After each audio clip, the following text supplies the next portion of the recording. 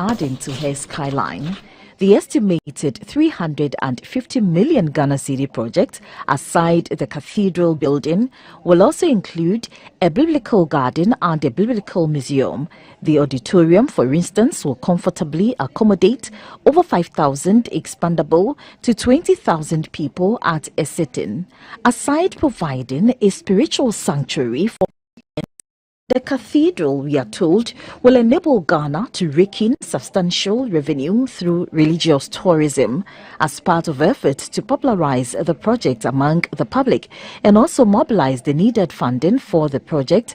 The Board of Trustees and the Secretariat have launched a National Cathedral Celebration Week to increase awareness of the project. The plan of the organizers for the National Cathedral Week celebration, which will be celebrated between 4th to 10th July, is to explain to the public issues surrounding the construction of the cathedral and the need for Ghana to have such a facility, especially at this time of the nation's life. The chair of the Board of Trustees, Dr. Apostle Opoko-Nyina, appealed to Christians in Ghana to own the project, especially where statistics have shown that 70% of Ghanaians are Christians.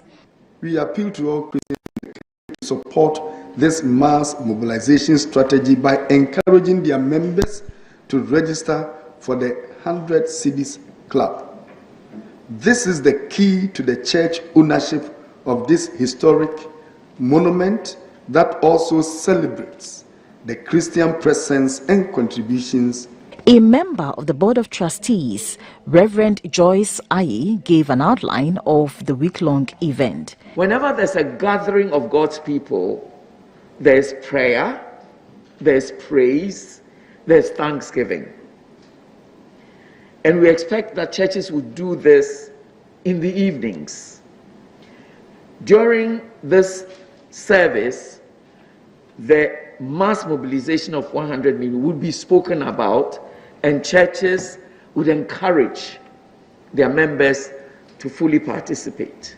The public can also donate to the code *979# via all the mobile networks. Reporting for GBC News, Gifty AJ, Accra. Let's go to Parliament, where members of the Parliamentary Select Committee on Environment, Science and Technology have paid a working visit to the Ghana Atomic Energy Commission in Accra to assess the performance of the commission and also see how best the legislature can help them live up to their mandate.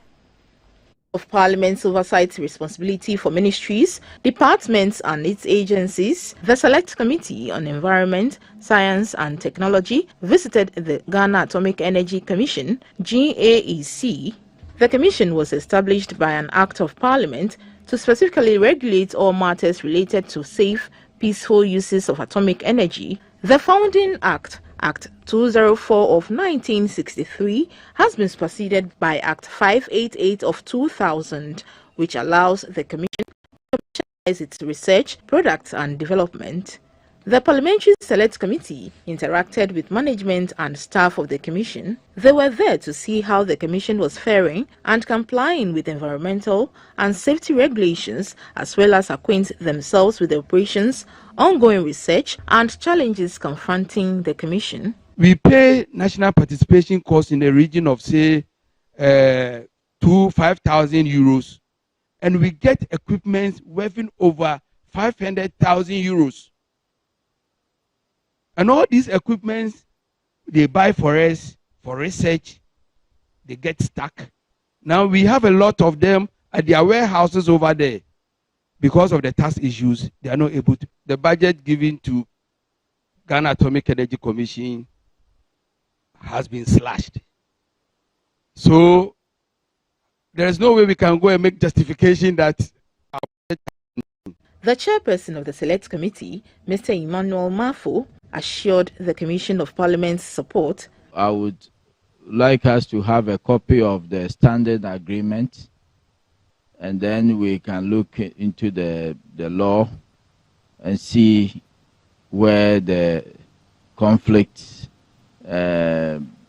arises, and then maybe we can put up an urgent question and ask the Minister for Finance to come or Minister of Environment to come and answer some questions. Perhaps we should have exempted some sectors of the economy from this long process. Later, members of the committee inspected some of the Commission's facilities. Rachel Quarty, GBC News, Accra. For the first time, the government has openly issued 95 signed mining licenses of the Ghana National Association of Small-Scale Miners. After passing a rigorous test, the issuance is expected to ensure transparency towards the agenda to build a viable, responsible and environmentally friendly small-scale mining sector. In years of fighting to sanitize the artisanal small-scale mining sector in Ghana, with the illegalities taking a huge toll on the country's water bodies and degrading the environment. From dialogue in education to introducing military-cum police task force and presentation of 100 mercury-free gold machine, the gold catcher, the interventions are still being rolled out until the small-scale mining sector attains a state of perfection. We have also, by the grace of God, through the instrumentality of the minister, procured speedboats, and they are in the country. Very soon, now we river wardens will be permanently placed along the riverbanks.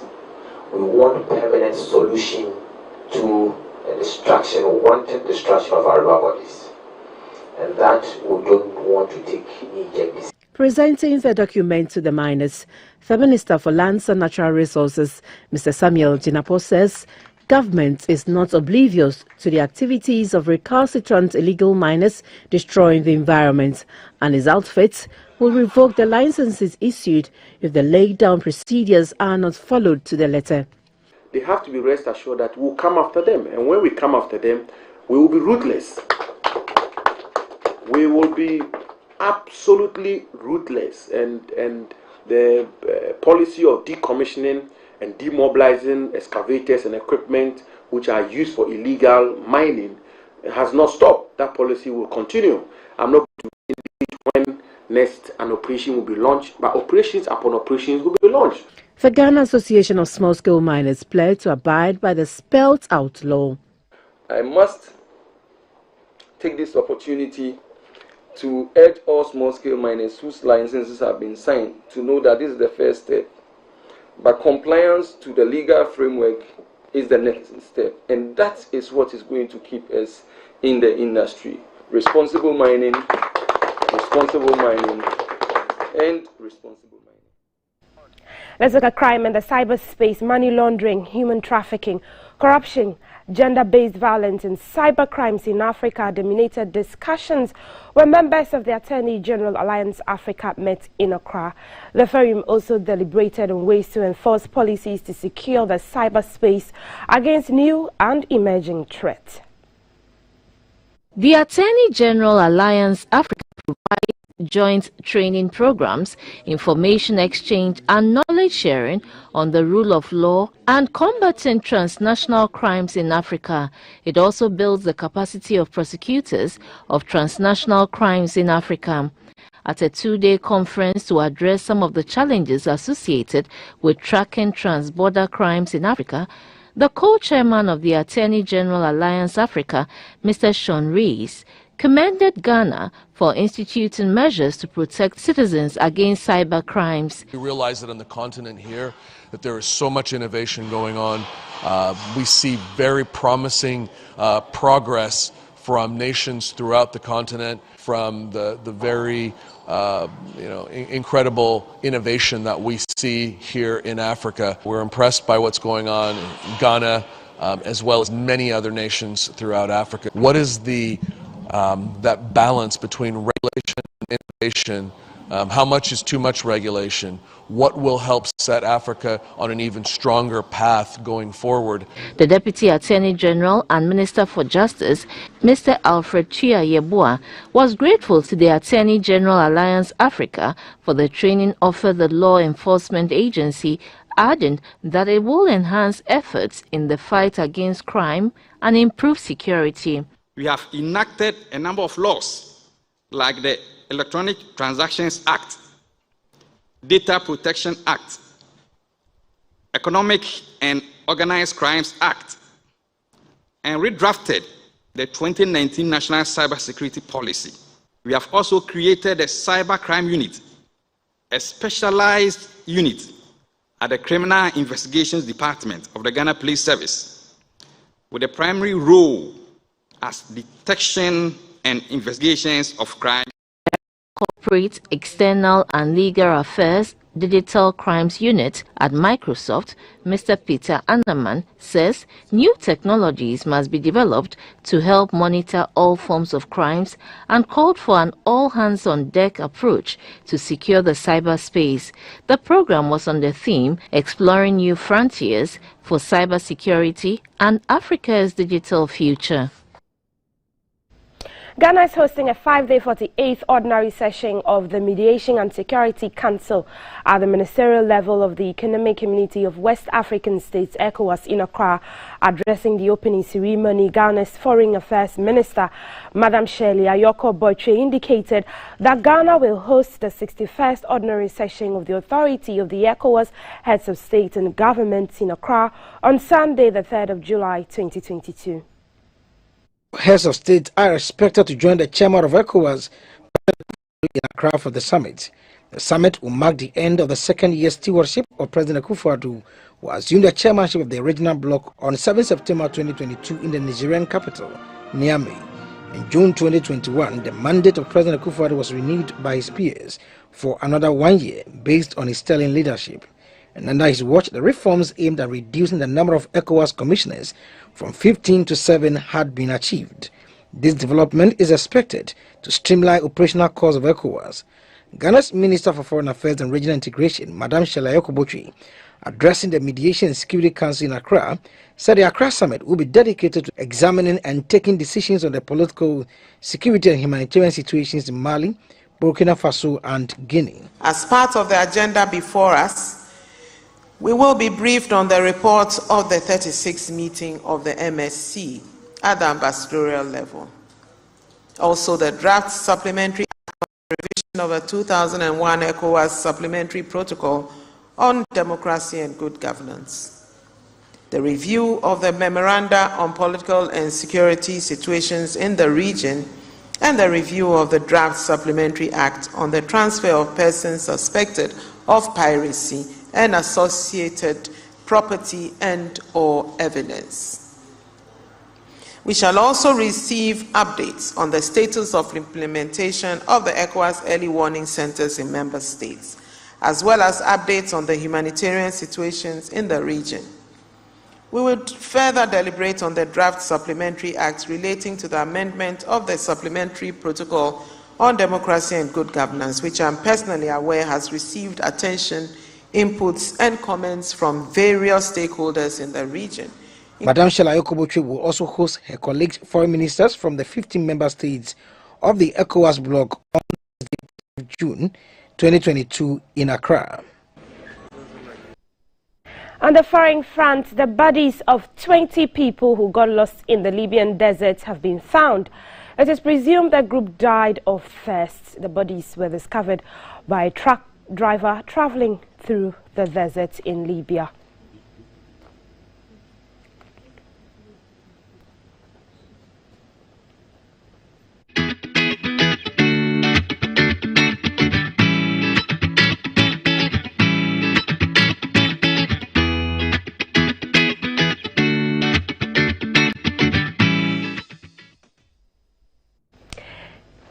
It's time for our weather update. Felicity Ahafionyo is the head of Central Analysis and Forecasting, joins us on the phone lines now.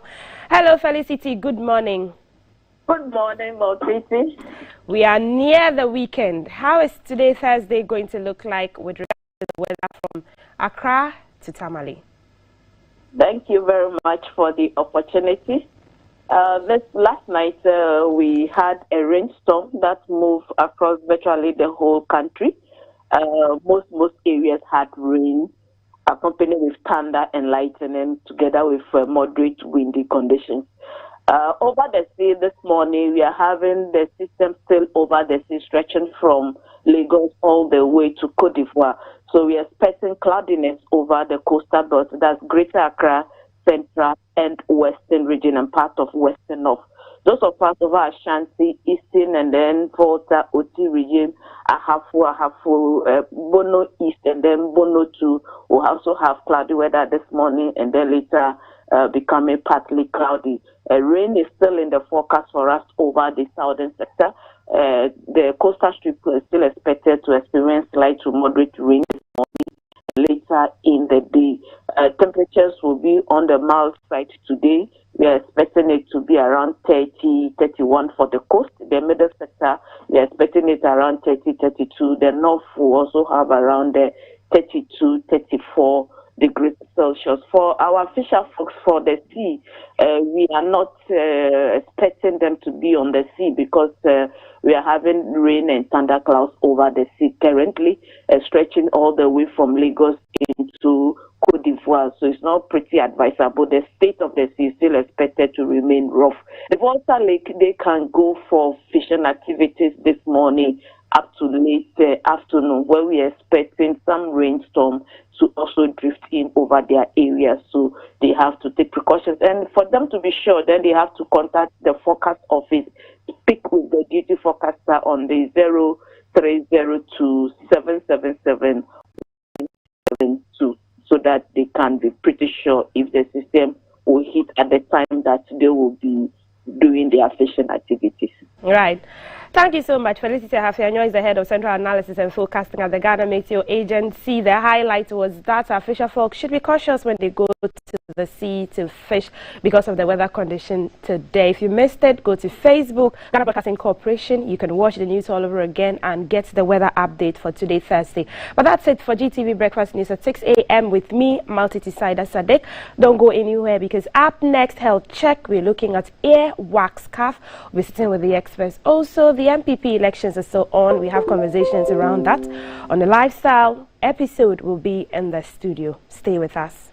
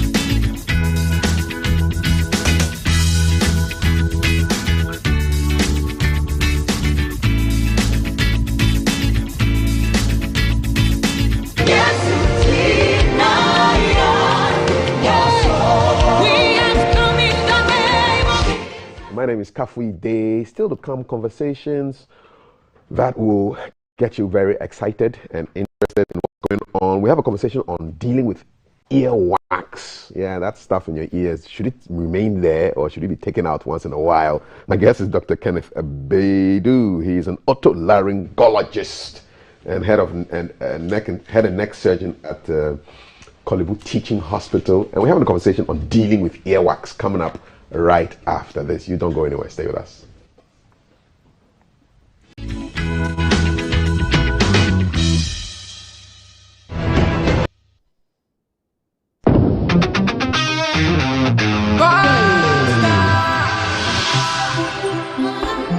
And they call me Eugene.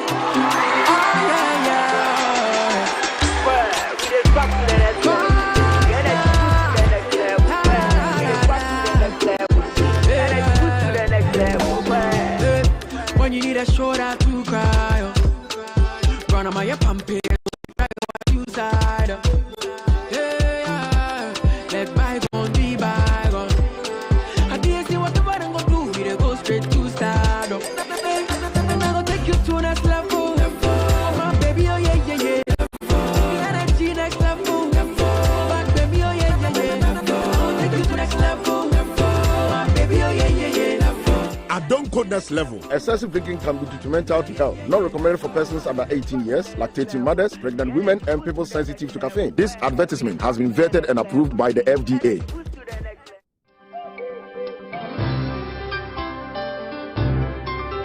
Oh, today he has been extra sweet. And the way he looks at me. I have done everything by the book. It's on. Hey, but I have to get some condoms, Charlie.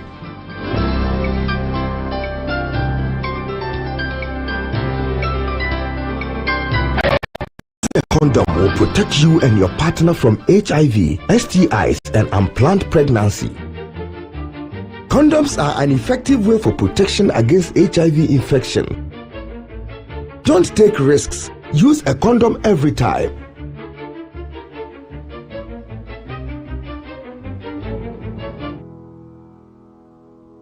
Always come prepared.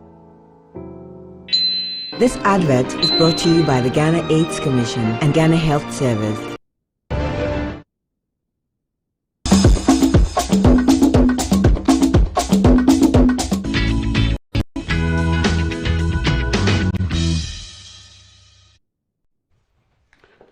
Did you know that while you are asleep, your ears are still working hard? Yeah. And earwax has a role to play in the work that your ears do. My guest is Dr. Kenneth Abedu. He is an otolaryngologist and neck surgeon, and he's with Kolebu Teaching Hospital. And he's here to talk to us about earwax. Dr. Abedu, good morning. Welcome to the show. Good morning, and thank you for having me. It's good to have you here. My people love your profession and your title, otolaryngologist. Break it down for those who haven't heard of it before. What is an otolaryngologist? Okay, so an otolaryngologist is a shortened form of the name itself. Oh, it's actually the short form? Yes. Oh, okay. Well, I want to hear the long guy. Right, the long one, which is, I think, 19 letters. 19 letters? Yeah. Let's hear it. Otorhinolaryngologist. Otorhinolaryngologist. Yeah. Lovely. And then, well, basically the Latinized form of ear, nose, and throat. Otto being the ear? Yeah. Rhino being the nose. And then laryngologist being the voice. Okay, so ENT. That's it. All right. And you do work with ears, but today we're talking specifically about earwax. But let's back it up a bit. So, I mean, apart from hearing, why do we need our ears? Well, the ear is necessary for hearing, and then for maintaining our balance. Okay. Yeah, and then. So hearing and balance, I think those are the two main things it has. Okay. And it's all wired up in the hearing apparatus, the ear apparatus. So then we have the outer ear, the middle ear, and then the inner ear.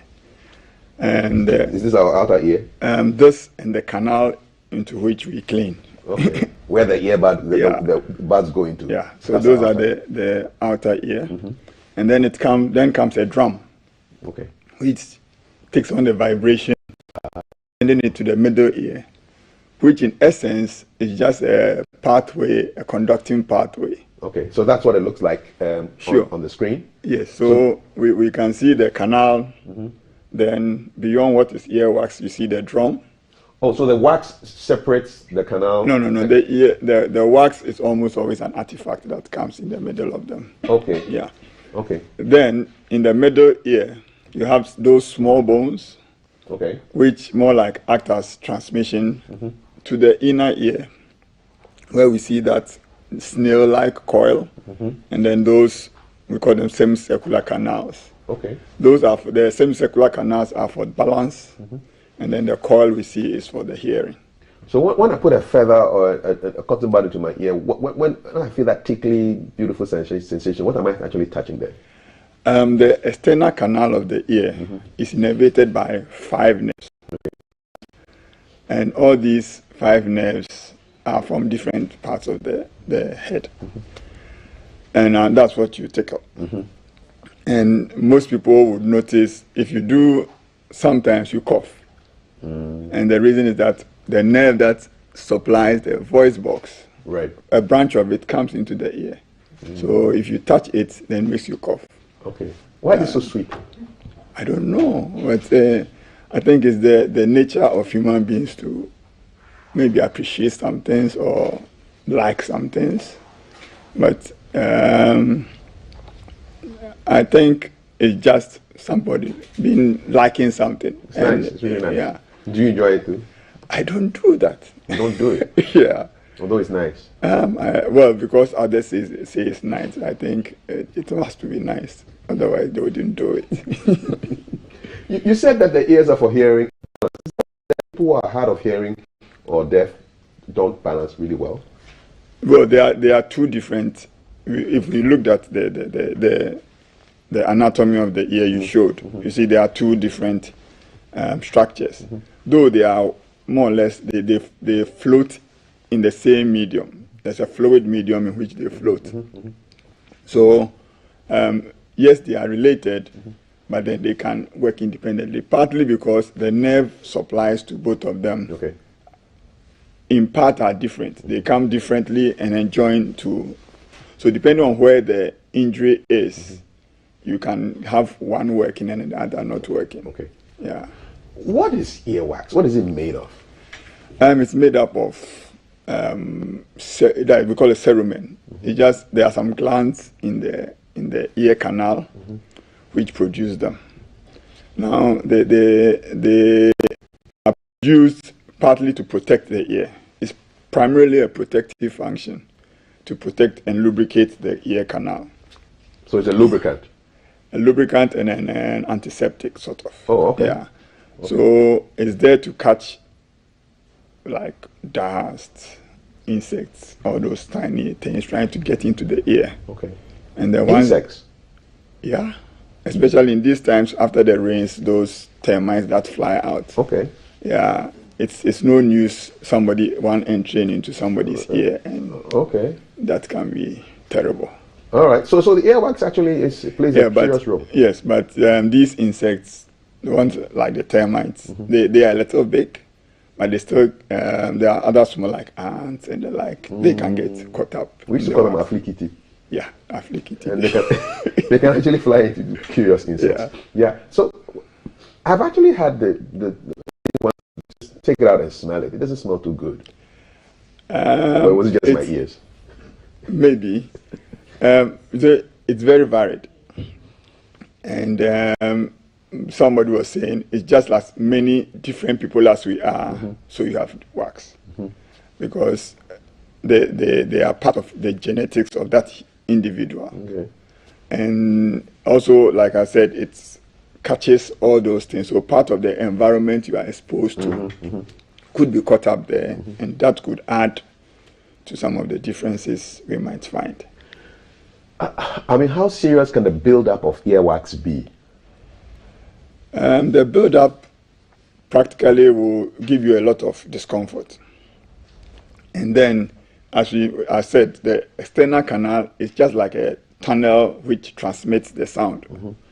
So once there's a build-up, it blocks the canal, and already with just like you put your finger in your ears, your hearing will go down, and then it can be painful, especially when you are taking a bath and it imbibes water, it expands. And the ear canal is said that it's just a thin skin on bone. So imagine your skin, which is sensitive, being pressed hard on the bone. It's very painful. It's very painful. Yes. Now, I see a picture there of a cotton bud being inserted into this canal. Yes. And I've also heard people say it's not good to put stuff like that in your ears. But why do they make these cotton buds if it's not good for us to be putting stuff into our ears? If you go to, I tried to find out, and it's the cotton bud was made for purposes of application. So let's say you want to apply medications, let's say into the those things, and clean out all those difficult to access areas. That's what it was made for. But then we use it rather to remove instead of applying. So it's really a tool for applying stuff, and not for necessarily taking out the So people, the cotton bud is not meant for you to have those beautiful sensations. You know, it's supposed to be applying stuff in and around your ear. Although the manufacturers don't tell us that, they just sell it to us. I'm not too sure. Because I'm trying to remember where I got that information from. And they rightly said it's an applicator. Okay. And I'm sure ladies, they use it for behind their eyes and stuff like that. other functions. Yes. We'll go into that on another topic. So you said it can be painful, right? It can be very painful. No, that's what I explained. It being that once it imbibes water, it expands. And that applies significant pressure on the very sensitive nerves I mentioned there. And that is painful. Sometimes you swim, and after you come out of the swimming pool, you still find out that your ear is blocked. It's the earwax part of the blockages? Yes, it can be. And sometimes a little water gets into the ear. Okay. But you can always get it out, and that's fine. Okay. Now, I'm assuming that the body has a self-cleansing role. So after a while, will the earwax come out on its own in the form of a little ball that will come out of your ear or something? I don't know what happens. The external canal of the ear is designed so that it beats outwards. There are tiny hairs there, and then even the lining migrates. You see, so the wax in the large part of it is made up of peeled off lining, and then the cerumen that it produces. So this beats out quite nicely, and it was demonstrated in an experiment where on the drum a black dot of ink was put there, and over a period of about 3 months, just every day they took pictures of it. And you can just see when it was put in the center, it split into tiny small dots, and they just moved out. When it was put on the side, it came out more like a hole all the way, and it came just outside. So over time, everything comes outside. We don't see the evidence, though. I haven't seen wax popping out of my ear. Some do see. What really happens is when you take a bath, a little water goes there. Okay. Especially soapy water has some ability to dissolve the wax. Okay. And then it will bring it out. Okay. But we are different. And like some people have more oily skin, some have dry skin. So when the oily skin and you work in an environment with a lot of dust, then this dust gets caught up in the wax and becomes a little more thick, a little more difficult to come out. And those are the people who sometimes, and then those who have, the ear canal itself is not straight. It's an S-shaped thing. And towards the drum, it has a constriction we call the isthmus. So everything happens before the constriction. So that's why we discourage using the cotton bud, because one, if you have a canal, the cotton bud itself fills the canal. So whatever you do is just pushing everything further. Ooh. And if it gets beyond the constriction, then it's stuck. Ooh. And that is where now it becomes necessary for an intervention to get it out. Yeah. But if everything goes well as supposed to be, we don't particularly need to do anything with the earwax. They sort themselves out. What are some of the surprising surgeries you've had to do concerning earwax and in your job? Well, just this week, a small boy walks in that he cannot hear in the one ear, and we took this big chunk of wax. Came with the grandfather, and the grandfather said, "Wow, I'm just surprised we've taken this big." And how big was the chunk of wax? Maybe the tip of my finger. Wow. Finger. Wow. Yeah. And this is a little boy. 11-year-old boy. That's a lot of wax. That's a lot of wax. And his was, though big, was a little on the soft side. But you get people with so hard, they have to come a couple of times. Hard like the chocolate chunk? More or less, yeah. Wow, that's only a lot of wax. The comparison will make somebody. Yeah, but that's. I mean, how do you do it? Do you drill it out? Do you melt it? What do you do? We try to more like melt it, soften it. Okay. Yeah. So most of the time they'll tell you go home, apply drops. Usually any oil will do, but we are used to saying olive oil. Olive oil, I've heard that a lot. Yeah, but any oil will do as long as it's fresh oil. Palm oil? I've not thought about it, but like I'm saying, any oil will do. If it's not used for anything, just good oil, virgin oil. Should be virgin type of oil. All right. So the idea is just to soften it, and when it's soft enough, it can't flow out by itself. But most of the time, we'll have to then wash it out. Okay. Or we use what looks like a vacuum cleaner to suck it out. A vacuum cleaner for the ear? A suction. We call it a suction. All right. To suck it out, yeah. Okay. Especially those that go deep into the beyond the constriction. Yeah. Then you have to do it's just because you don't want to injure the canal and the drum. Okay. So, and we have scoops you can take, but it's all under direct vision. Okay. So you have to be looking. Sometimes you have to use a microscope just so that to make sure we don't injure. It sounds very mechanical with your scoops and your suction equipment and things just for the ear.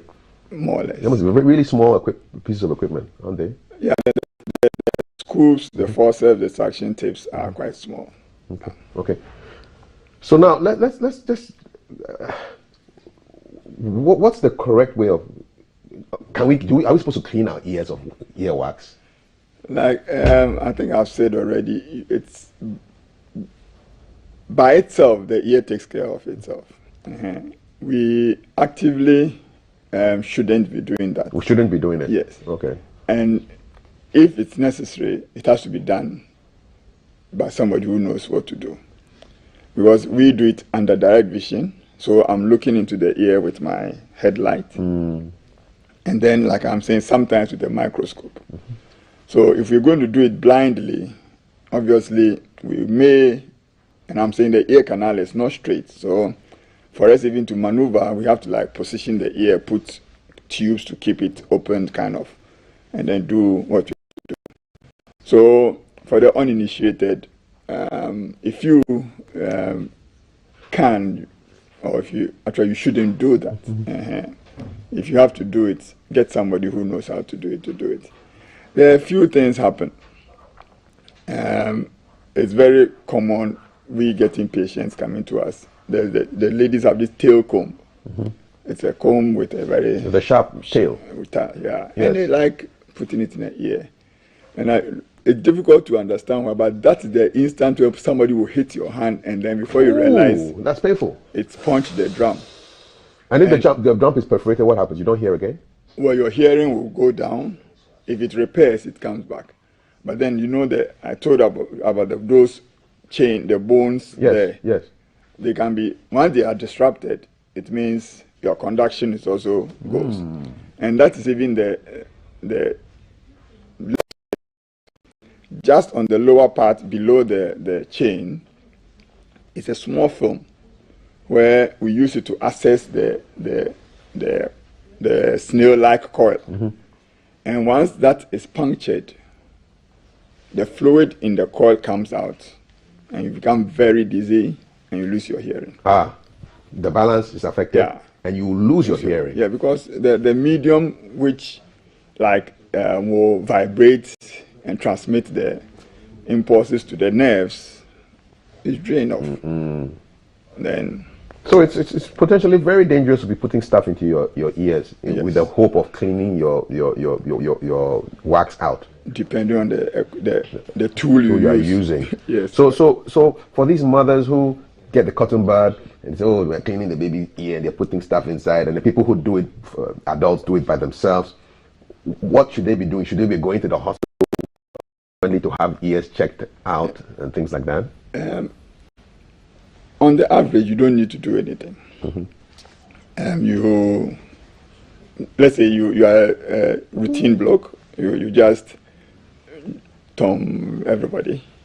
You go to work, you do your routine work, you are not exposed to a lot of dust that will be caught up to, then it's fine. You just wash, do your stuff. You can just clean the pinna, that we call it pinna. That the bowl here, you just clean it, and that should be enough. That's enough. Because everything that will be pulled here, and once you wash, a little goes there. But because there are people who produce a lot of wax, or the canals are narrower, sometimes, if you really want to do something, you can, depending on what you think, periodically just put the olive oil, just to soften it. Okay. Cleaning the ears of children, like we are saying, the bud can't just be packing it, and then it will make it even difficult now for us to now take it out. Yeah, and that is the problem. Okay, so basically just regular cleaning and some oil if you think it's blocked. Well, if you still just a little bit of olive oil. Okay. But then I must emphasize, you have to know your eardrum is intact. Because if your eardrum is not intact, anything you put into your ear will come out through your nose. Because in the middle ear, there's a connection to the back of the nose. Yeah, so that's why some people might tell you that when they wash their ear and then the fluid came out of their nose, then it means their drum is not intact. And for us to do that, we have to know, that's why we would get to examine the ear, make sure these things are right. Before we try to wash, you just don't wash just like that. If the drum is gone, then we have to now suck it out or try and clean it out otherwise. But we don't wash. How often should we see an ENT doctor like you in a year? As part of a general checkup? Well, as part of a general checkup, you can once a year. But just to clean your ears is not particularly necessary. But as we get old, especially children, you want to check the hearing of the child, especially when they are born. As we get older, we get a lot of throat issues, which we can sort out. And then as we get older, we have to be concerned with our hearing. There are a lot of our older adults and fathers and grandfathers who are there who cannot hear. And the telltale signs, for example, will be they have to turn on the TV and almost why is the TV so loud? Yeah. That tells you something's going on. Something is going on. And then they have to ask you to repeat. Oh, can you say what you said again? And it gets to a point they become frustrated asking people to repeat, so that they keep quiet. You are talking, they may not be hearing, but then they don't want to ask for. It's embarrassing if you keep doing it. So we have to encourage them to come for checkups, and then we'll prescribe hearing aids for most of them. And then the other issue comes in. Most people don't want to wear hearing aids because of the stigma of it. Yeah. Yes. But now they have flesh-colored ones. You have to be really curious and nosy to go and see that somebody is wearing one. Yeah. It kind of but even now, everybody has something in the ear. Anyway, so yeah, so it could be your headphones. It could be your headphones, could be your Bluetooth earpiece. Yeah. It could be anything. Yeah. Okay. So that is those are the issues. Quick question here from Aaron in Latabia Koshi. Are there any foods that can actually promote the buildup of earwax? I'm not too sure. Okay. Yeah, I can't say no, I can't say yes, but like anything you take into your body, it's a what do you call it? It's a gland that secretes, a secretory gland. So it's more or less takes its resources from the blood. So whatever it's in the blood, obviously, can get into it if it's capable of being secreted in the ear canal. All right. There's a quick, if I can get, Kobe is sending a message. I had my ear blocked for 3 days now, and I believe it's wax. I tried using cotton buds, and I think it pushed it further, and I hear sounds now slightly. If I use my finger to push my outer ear up a bit, it parts ways, and I hear clearly for a short period, maybe something like that. Yeah. I get a little pain when I belch. I hear using palm kernel oil with ball in it can help to dissolve the wax. What a chemistry experiment. Palm kernel oil plus camphor equals dissolving agent. What should he be doing? Well, like I think the palm oil, kernel oil, by itself alone should be enough. Well, how about the camphor ball? What's the whole business with the camphor ball? No, that's what I'm trying to work out. But camphor is naphthalene, and I'm not too sure. Not too sure about that. Okay, quick question before we go. Tricia says, good morning, Kath, and the ENT specialist. My neighbor slapped the wife after an argument. Unfortunately, she has lost her balance to date. She has a walking stick. She's now being registered as disabled and unemployed. The police slapping offenders should be cautioned. That will stop that act when somebody sues them. So you can get slapped and then lose your balance. Push to the wall as possible. Like I said, the issue with the tail comb. You understand? It can rupture the drum, rupture all those things. Wow. We call it barotrauma. Okay. And then poof. No violence. I think it's getting more exciting, but we'll have to end it here, dealing with earwax and issues to do with what happens when you should not be putting stuff into your ears. The ears cleanse themselves naturally. Our guest has been Dr. Kenneth Beidou. He is, I love this word, an otolaryngologist, an otorhinolaryngologist, an ear, nose, and throat specialist, the surgeon at Kolebu Teaching Hospital. Dr. Beidou, thank you so much for the education.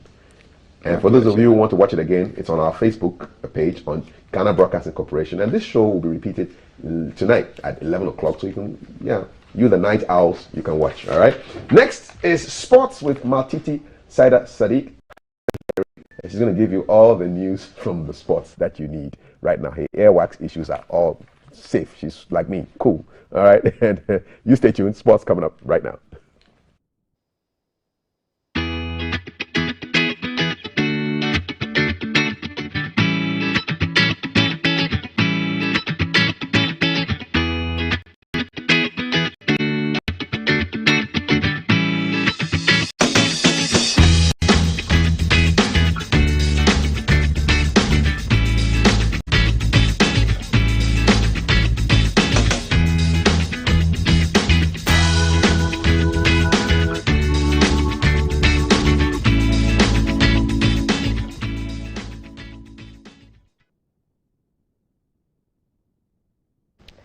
Thank you for joining us on this side. We talk sports. It's football, tennis, boxing, basketball, whatever it is that you love and enjoy in the sporting world. If you just missed that conversation on earwax, it's still on Facebook at the Ghana Broadcasting Corporation.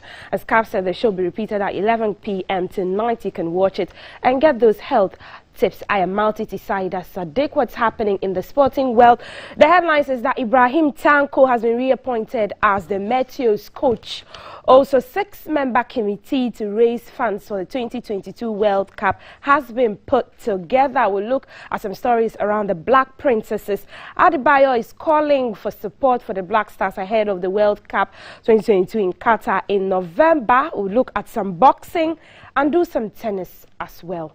Let's start off with Ibrahim Tanko's appointment. Now, international Ibrahim Tanko has been appointed as head coach of the Black Meteors team. The Borussia Dortmund legend returns for a second stint with the national under-23 team. Tanko was head coach of the Olympic team, which placed fourth at the 2019 Africa 23 Cup of Nations in Egypt. The team missed out of the Tokyo 2020 Olympic Games via the penalty shootouts. Now, Tanko has been appointed to lead the Black Meteors for the 2023 Africa Games in Accra. Tanko spent 7 years with Dortmund before moving to SC Freiburg. He made 20 caps for the Black Stars, featuring in the 1996 Africa Cup of Nations in South Africa, where Ghana finished fourth. He has 2 Bundesliga with Dortmund. He also previously coached in Germany, Japan, and Cameroon. Well, good luck to him.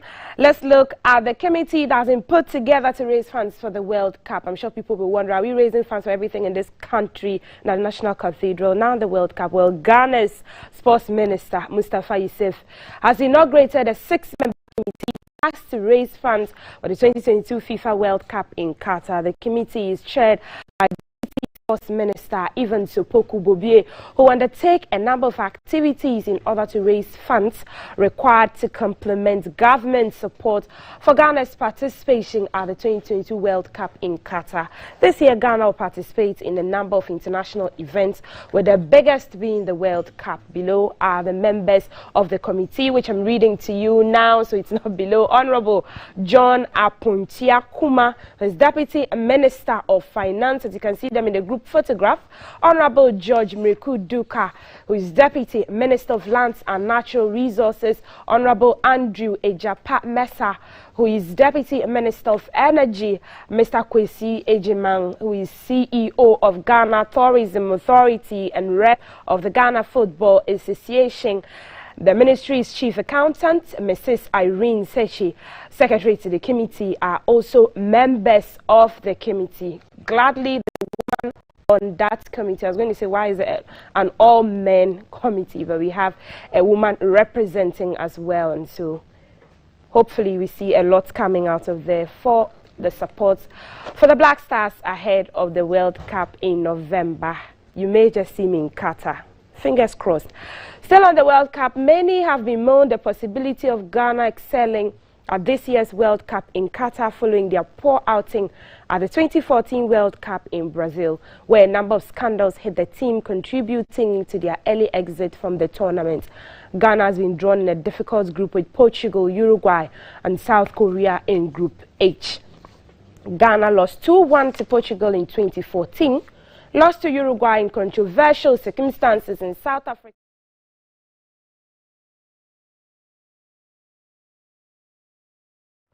Breakfast Show Sports, or GTV Breakfast Sports, will we sought news of the former Togolese international, that's Sheyi Adebayo, as I said early on the challenges that he thinks Ghana will face in Group H, and this is what he had to say.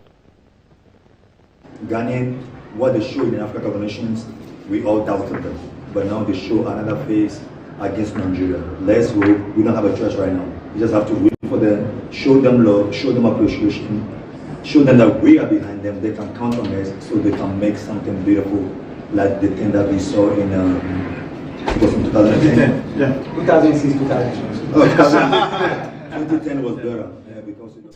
Well, the Ghanaians want to know that Ghana Arsenal midfielder Thomas Partey has resumed training after a long injury layoff. The 28-year-old is reported to be ready for the new season after recovering from his injury.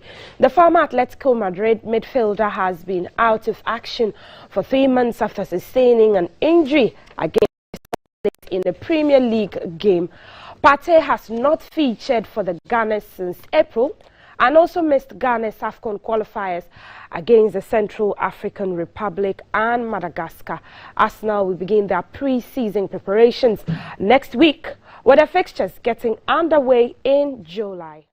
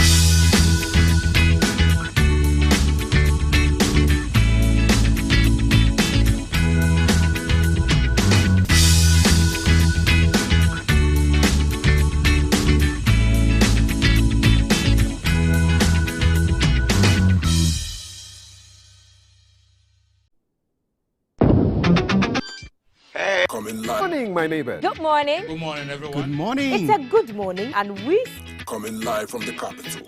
This is the Breakfast Show.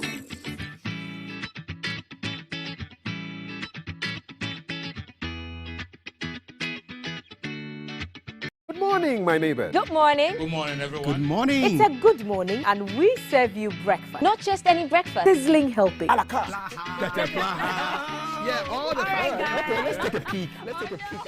I brought my spine. There are certain things that we do to help the children with their brushing. And there's much more on offer on GTV Breakfast. You want it served buffet style? On-site restaurant. Complimentary breakfast? Off of your plate chicken vegetables. So in my lifetime, I haven't seen Ghana Black Stars win an African Cup. Can I show what is written on the bag? Yes, definitely. Where's the camera? Just stand and turn. So what's your pleasure than Votras, yeah? At that time of the morning.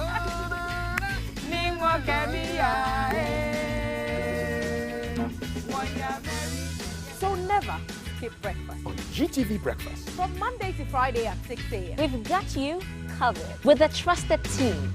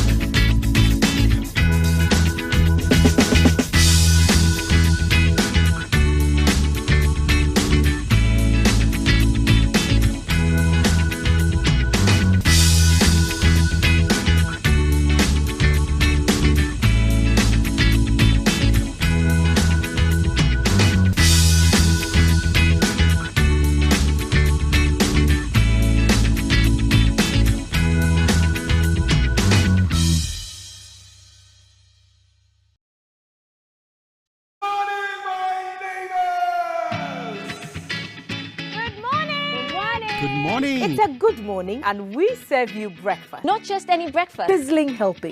And there's much more on offer on GTV Breakfast. So what's your pleasure than Votras, yeah? At that time of the morning. You want it served buffet style? Complimentary breakfast? On-site restaurant. Or room service? We've got you covered. From Monday to Friday at 6 a.m. With a trusted team. So never skip breakfast. On GTV Breakfast.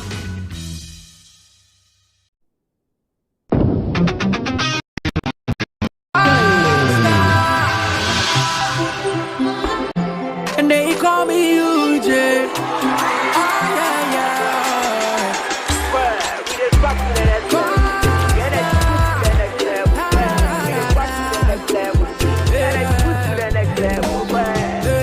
When you need a shoulder to cry, run on my pumpy, so we try was suicide.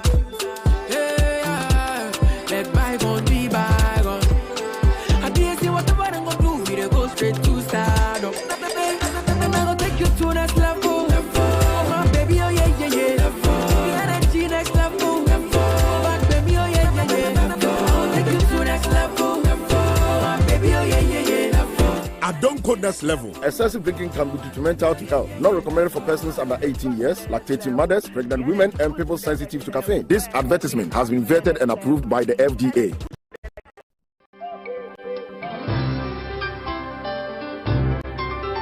Oh, today he has been extra sweet, and the way he looks at me. I have done everything by the book. It's on.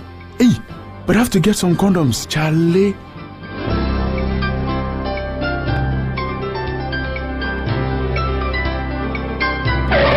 Using a condom will protect you and your partner from HIV, STIs, and unplanned pregnancy. Condoms are an effective way for protection against HIV infection. Don't take risks. Use a condom every time.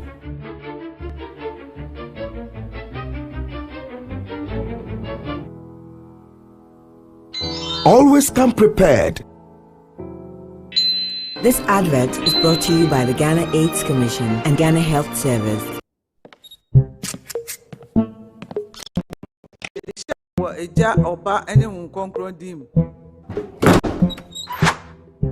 The groom is sick. What? Malaria. Malaria?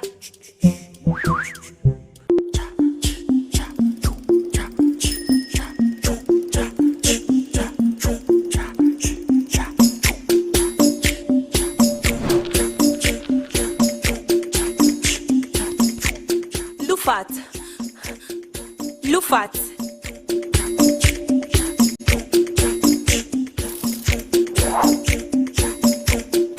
Injija wohoma malaria enka won to them. Lufat eye malaria drop ekope. And now you may kiss the bride. Entrance Pharmaceuticals and Research Center. And aye Lufat. Lufat. Etu malaria sententem. FDA ahwehwesa edwede inkratoyi ajatu. From 1921 to 2021, the journey to our centenary has been amazingly worthy.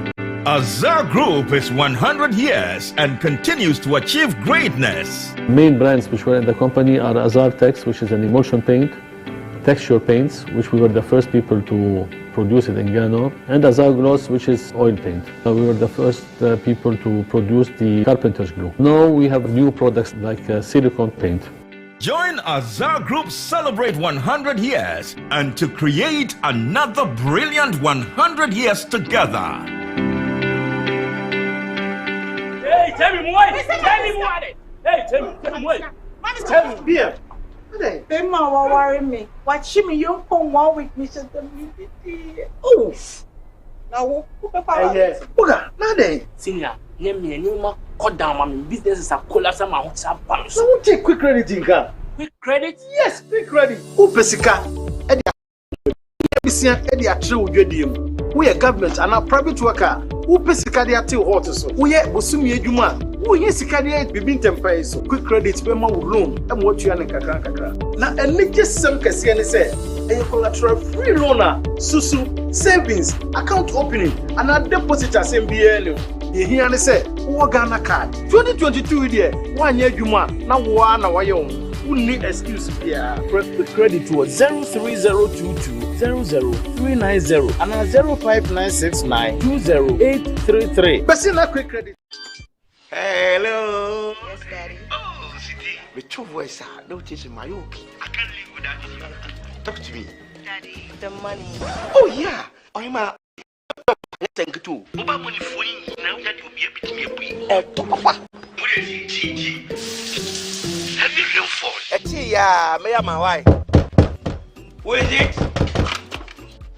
In your Beneto, you think slave queens are cheap? Oh, just use ZPay to send me 1,000 Ghana cedis. After all, the charge is only 5 cedis. No problem. Come inside. Surprise visit. The money. Okay. ZPay mobile money. ZPay. Oh, thank you so much. Don't mention. I can even use the same ZPay mobile money to pay my bills. Now let's dial *270# to pay all your bills with ZPay mobile money. ZPay Chatumu Direct. Ago! Sikaria, we are in your. Listen, I have good news for you. This is guaranteed to make you rich forever and ever. I know what you're searching for. I'm alerting you.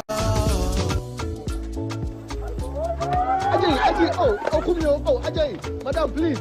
QNet does not make false promises. What did Mama tell you?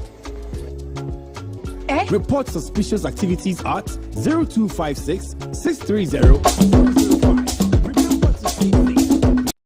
Coming live from the capital, this is the Breakfast Show.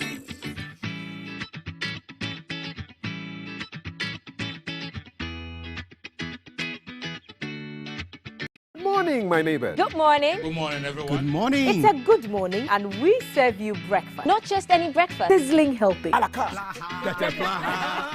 all the time. Okay, let's take a peek. Let's take a peek at I brought my spine. There are certain things that we do to help the children with their brushing. And there's much more on offer on GTV Breakfast. You want it served buffet style? On-site restaurant. Complimentary breakfast? Off of your plate chicken vegetables. So in my lifetime, I haven't seen Ghana Black Stars being an African country. Can I show what is written on the back? Yes, definitely. Where's the camera? Just stand and turn. So what's your pleasure than Votrasia at that time of the morning?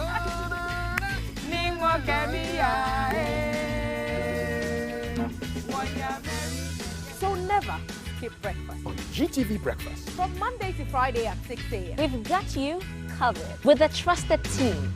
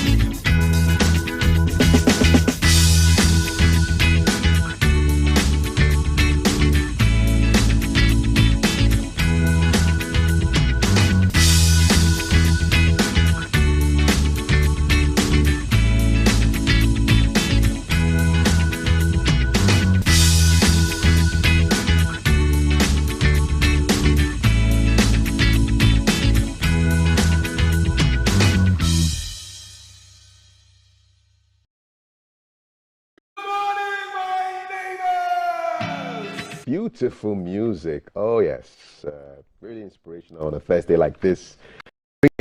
This time it's 7:20. You are watching GTV Breakfast, and there are conversations that you want to be part of later on today.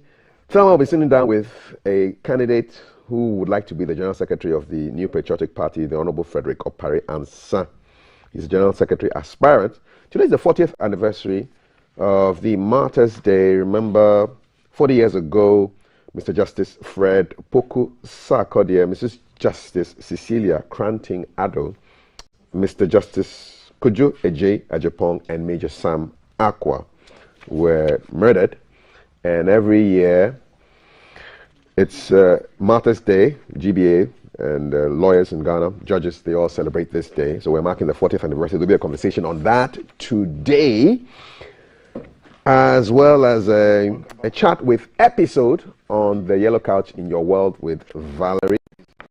My guests are Dr. Lawrence Tete, founder and president of the Worldwide Miracle Outreach, and Sheikh Arimi Shaibu, spokesperson for the National Chief Imam.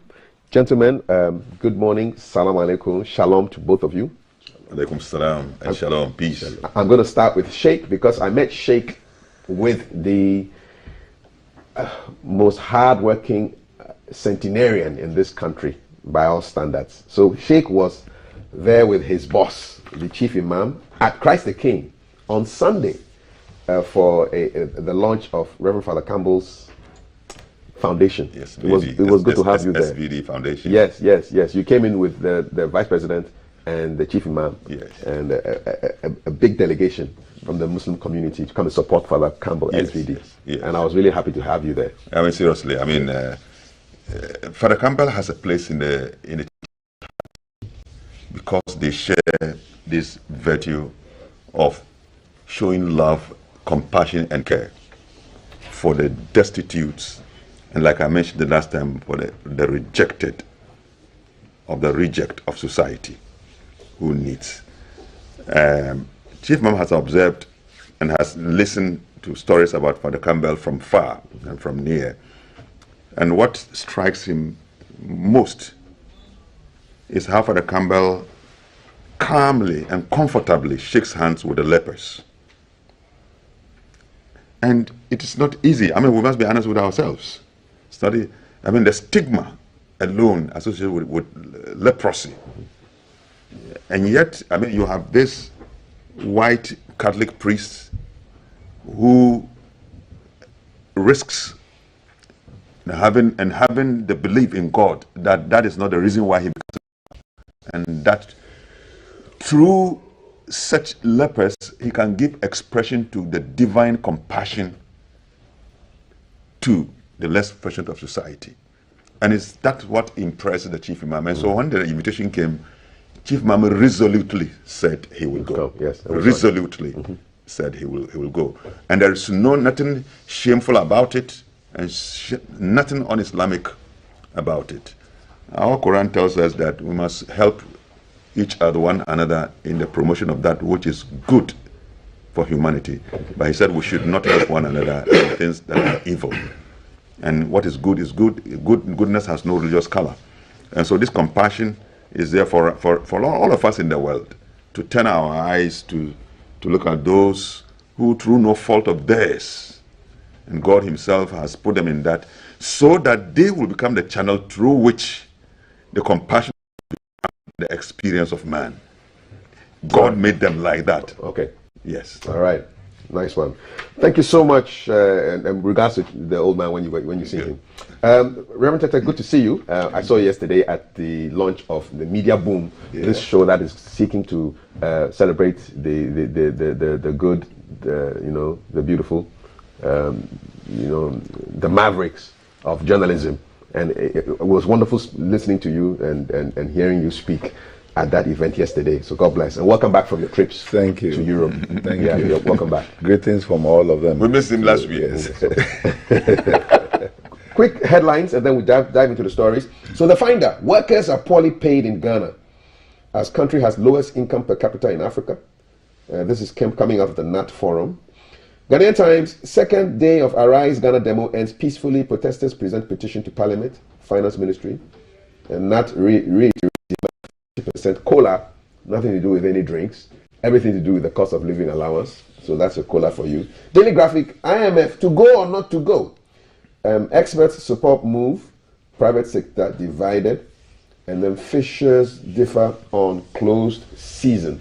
So these are the big headlines that we have today. I think I'll dive off with issues of money, because the Finder and the Ghanaian Times are all looking at one issue which has to do with incomes. The Ghanaian Times is talking about a 20% cost of living allowance that NAT has been asking for. NAT is the Ghana National Association of Teachers. And the Finder leads with workers poorly paid in Ghana. The country has the lowest income per capita in Africa, according to NAT as well. For us, our economist is not only an Osofo, he's also an economist. The doctor is not an honorary one. It's for issues of academics. So, yeah, money matters. Shikasade. You know, my heart goes out to Nat. I know Sheikh here has been a teacher himself. The most poorly looked after in our country are teachers. Now, if you look at it from the trend, from preparatory school or elementary schools out throughout to the universities, teachers are not taken care of properly. And sometimes it's not fair. And that is what is having an effect on our current educational standard. If you look at what we were, even at O levels and A levels, there are children we have today who have finished master's degree who cannot even write basic language. And so we need to look at those matters first. It looks as if some are getting more than certain sectors, and we don't need to take it for granted at all. The reason why they keep complaining, and the reason why nobody seems to be taking care of it, is the reason why we are having a lot of tensions from that sector, and we need to address that. Simply put, we must take care of our teachers. If our teachers are taken care of, our children and our future will be guaranteed. I don't know what Sheikh's view is, but for me, teachers must be taken care of. I've had a privilege to also be a teacher. And I know that, oh yes, as I teach economics, I teach statistics, I teach econometrics. And of course, these days, the ministry is taking a bigger toll on me than the teaching. But we don't seem to have a lot of place for teachers to be properly taken care of. And that is not good for our nation. Why is it so? Why are teachers not being paid well? I think as a nation, we need to prioritize. The things we invest in sometimes, and this is across board, successive governments don't really prioritize. The things that we spend money on, the things that I want to be very mindful this morning. Of course, on the back of a lot of things that are happening now, if you don't even dive well, it will look as if you are taking sides. But the things we prioritize ourselves in are not things that help us. We should not lose sight of the value of our teachers. Teachers are like parents. If you go to a good school, you have a good teacher, your language is even twisted. Your language is blessed. A lot of the things we are saying today, all of us here, as a result of certain teachers we had. The reason why some of us speak French is because of some French teacher we had. The reason why we are close-minded was because of certain teachers we had. As a matter of the reason why you and I are able to communicate in English language are because of certain teachers we had at some point of time in our life. And if those people are not taken care of, even spiritually, it's not a blessing. Go back to the schools and look at certain teachers we left where they are, and they are as poor as you can imagine because nobody take care of them. Meanwhile, we who they train go, graduate, become what, become ministers of state, become preachers of the gospel, become clergy, become economists, become analysts, become journalists, and we forget that they have to. And if we are in the helm of our faith, we should not forget the very teachers. Spiritually, it's not a good thing. Sheikh, you were a teacher. You retired as a teacher. Yes, in the educational field. And indeed, the profession that I'm so proud of, I mean, philosophically speaking, that is a profession that equates to any other job in the world. Teaching profession is the mother of all professions. Teachers, we stand at a confluence of new knowledge and old understanding. Take us off the scene and let's see what will happen to the whole nation. Take the teacher off the equation and see, and yet we so denigrated and disrespected. There came a time in the life of a teacher when a woman went to the market and she's asking too much for reduction. They say, I don't know, who could teach Indiana? There came a time in the history of the plight of the Ghanaian teacher. So they're asking whether your husband is a teacher. Yeah, because even the market women knew at that time that the teacher was the most poorly paid, and so even he could not cater for. Yeah, so the woman went to the market and no, who could not teach any? But this does not happen all around the world. No, there are countries like where the teachers are the best paid. They are, because they understand philosophically what the teacher means, and that's how I feel about the teacher, any newly trained teacher who came. But unfortunately, that's how come teachers ran away from this country to Nigeria. And so if there's any turnaround in Nigerian, even English, you trace it back to the time when there was the exodus of teachers, to Nigeria. And when they went there, they taught like bulls. I mean, they worked because at the time the oil boom was there, and they were getting money. And that's how come they introduced this, what we call it, annual teacher award, which, in my view, has outlived its usefulness because the motivation is supposed to give. You are not getting it. So, if Nat is speaking, I retired as a teacher, like you said. I want to see the teacher living comfortably. Basic things he said, so he can concentrate on the work and teach very well, for us to build the future. I am not interested in having the COLA, cost of living allowance, but the basic salary. Why do you make that distinction? The basic salary, because you see, that is the bulk of what you get. What is your entitlement? Allowances can be changed, can be varied. It can be varied, and so on and so forth. So we want to see not teachers alone. When I come to this one, I don't say Ghanaian workers, that the cost of living, that their salaries must commensurate with the cost of living, such that they will have the comfort to be able, that's when we ask for the productivity.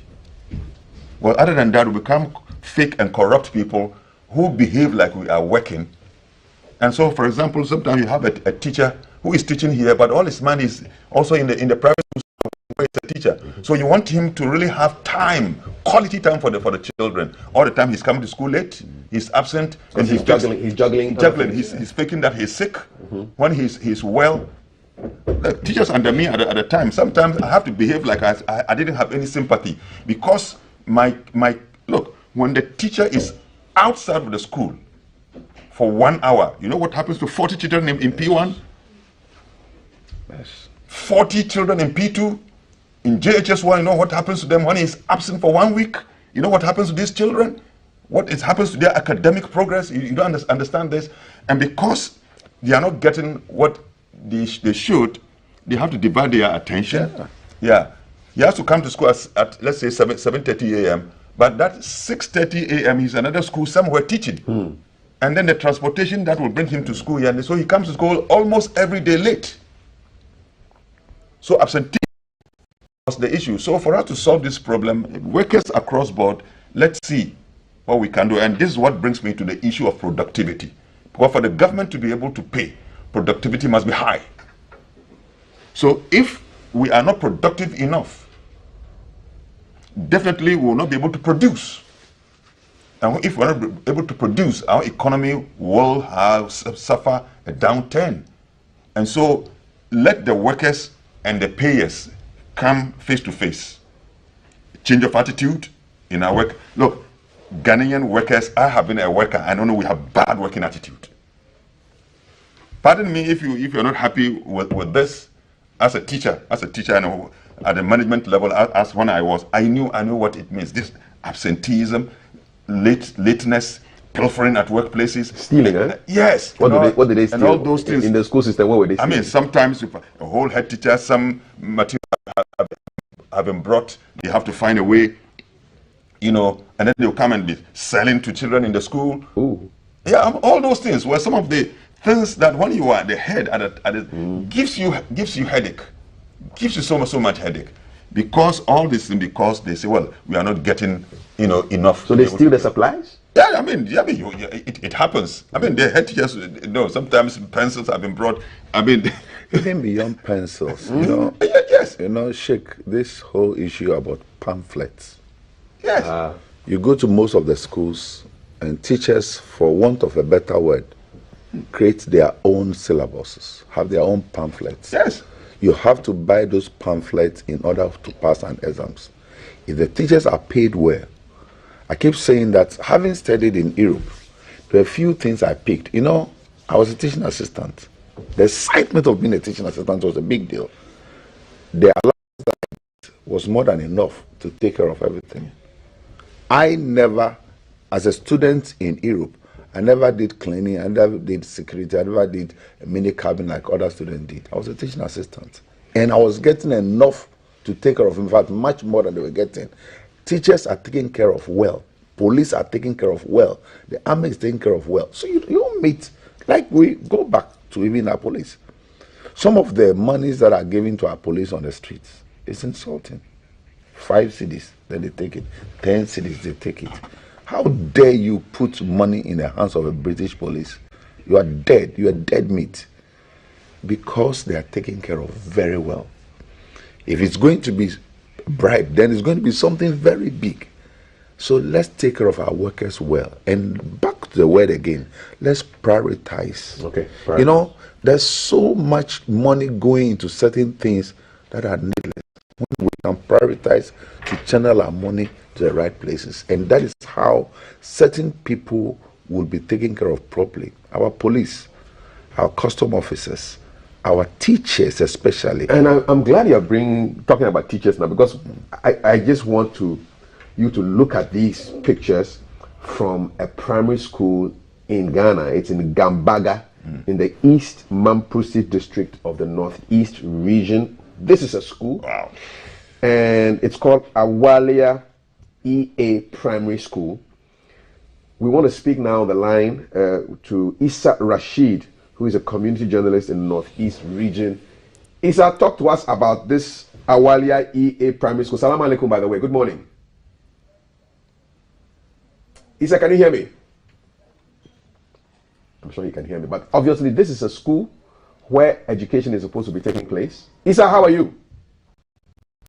We're trying to get through. But these are the kids. They are lying on the ground with what looks like remnants or relics or remains of old teachers, of old. Are those old furniture that are at the back of the classroom? I'm sure. I mean, it's broken. Isa, good morning. Good morning, sir. Salam alaikum, Isa Rashid.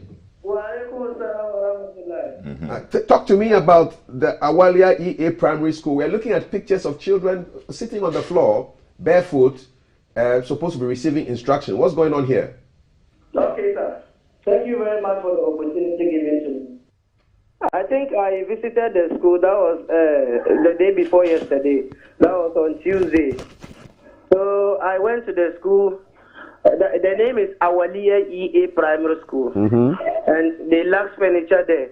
So it will surprise you to know that from KG1 to that of primary 6, no furniture.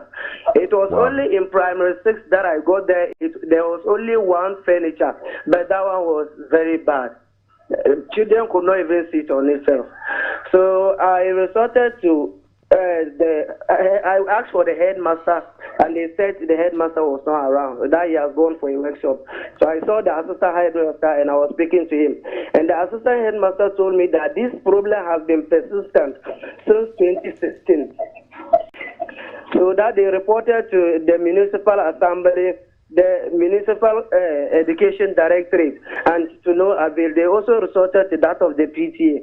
And the school currently has a total population of 186 pupils. And when I even went there, KG1 and that of KG2 was combined with primary 1. Wow. KG2, yes. KG1 and KG2 and class 1 combined. Simply because of the dilapidated nature of that KG1 and that of KG2. So in a room like that, do you have 3 different teachers, or the same teacher is doing KG1, KG2, and class 1? Yeah, when I went there, I only met one madam there. That she was saying that this was 3 classes combined. Wow. So I really didn't verify to know whether if they also have their own madam. But I only met one madam there. And so how many kids were in this class of combined KG1, KG2, and P1? How many children did you count? Absolutely, I didn't count them, but there were many. Wow. Yes, there were many. Is this a public school? Yes, it's a public school. It was established in 1975. Wow. That was in 1975 that it was established. What about the district authorities? I mean, are they aware of this school and the gross lack of infrastructure for the students to study? Do they know? Yes. Speaking to the assistant headmaster, he said that they did all things possible. That they even spoke to the MP of Gambaga Naliru constituency, Honorable Alhaji Baba Seidu. And they told him about this problem, and he came with a Turkish NGO, which they took pictures and left. Since then, they didn't hear any information again. Isa Rashid, well, thank you very much for bringing this to our attention, and we thank you. We thank you for just making us aware of this. And sadly, this is not a lone example. All around the country, I'm sure people are saying, "Oh, but you know how we do it in Ghana? When you tell one story, then somebody tries to outdo your story by saying there's worse somewhere else." And I'm sure this is replicated all around the country. I saw one other picture. And to think that it's actually withdrawing their children from private schools and sending them to public schools, because the quality of public school education is so high. There's an African country like that I won't mention, but I'm sure you know where I'm talking about. And that's what they're doing. The private schools are being shut down. We are losing sight of what we are supposed to do. Any country that is not based on academic excellence and education has no future. The reason why our sons and daughters today don't have jobs to do is because of the kind of subject they ended up doing. Bible says the foundations are being destroyed. What can the righteous do? If you don't have a good foundation for these ones here, what is this tendency? That when they grow up and they're of age, they'll be able to go to the right secondary school and get into the universities. And so what we are creating is that we are creating ones that it will take the grace of God for them to emerge. And we shouldn't forget that whatever happens in Volta region has effect on Greater Accra region. Whatever happens in Northern region has effect on Greater Accra region. So if we neglect certain parts and certain communities, we are neglecting our own self. In the end, trust me, most of the prostitutes we see on the street, most of the kayos we see, and most of the armed robbers that are coming our way, not all of them would have got into that if we have given a better foundation. You and I, today, would not get into a lot of things. It's because of the foundation we have. So please, I would call on all to come together in what I keep coining together as a massive united front to keep this thing. We shouldn't send the resources in other things that don't matter. We should get the resources right. With about 10 cars, 8 cars, 9 cars in their home, driving around on free fuel and having a lot of benefits and privileges, and you'll be surprised some of these ones, they don't need much. You don't need more than 100,000 Ghana cedis to put this people right. The chairs, the tables, you can get carpenters, fix it right. So what we are doing is that somebody's not doing something right, and you'll be surprised right in that community there's somebody who has so much leverage and showing off with their wealth, whereas they forget that it's these same people who come to hunt them in the next few years. I am sad. Sheikh, this is it's heartbreaking. It's sad. You see, and when if you are a teacher and you teach this environment, for example, what is it that makes your family proud of you? What is it that will make somebody who is a son that he wants to become a teacher like you? Because your working environment is so poor. I mean, you don't even have a place to sit. The children you are teaching are just, look at, they are lying on their tummies. In a country that is 65 years of independence. 65 years old. Look, they are writing, but yes. They are writing on the floor. Yes. There's no book. No, in modern day Ghana, we cannot take any excuse. Yeah? Wow. Having come this age, and this school was established, they say, around the 1975. So how many years in now? the middle of Achampon's time. So 47 years. So where we have reached, we should never see any site like this in our educational institution. We should not tolerate it. And so if there's somebody who is in charge, those who have been mandated, we have a Ministry of Education, we have the Ghana Education Service, we have regional education directorates, we have SMCs, and so on and so forth. All these things are submitted to the governance aspect of our schools. Like Reverend said, our philanthropist. Look, if there's anybody who will spend this year, people are paying for people to go on pilgrimage. People are paying 5,000 durable US dollars. You always add durable to it. Because it's durable currency. Look, I say, if you have ever known of this, drop one of the 10 people you are paying for sponsor to go on Hajj and pay this, and you see what God will do to you. If there's any Muslim philanthropist. Just look at this picture now. So there are kids lying on the ground, writing with chalk on the ground. So there's no table, there's no chair, there's no book. And how can they perform? I have gone through this system before myself, but it should not give any excuse. At the time that I was in primary school, we were going around to cut bamboos to come and fence. In the school that I attended, there was no cement. My feet was dirty. But this is crazy.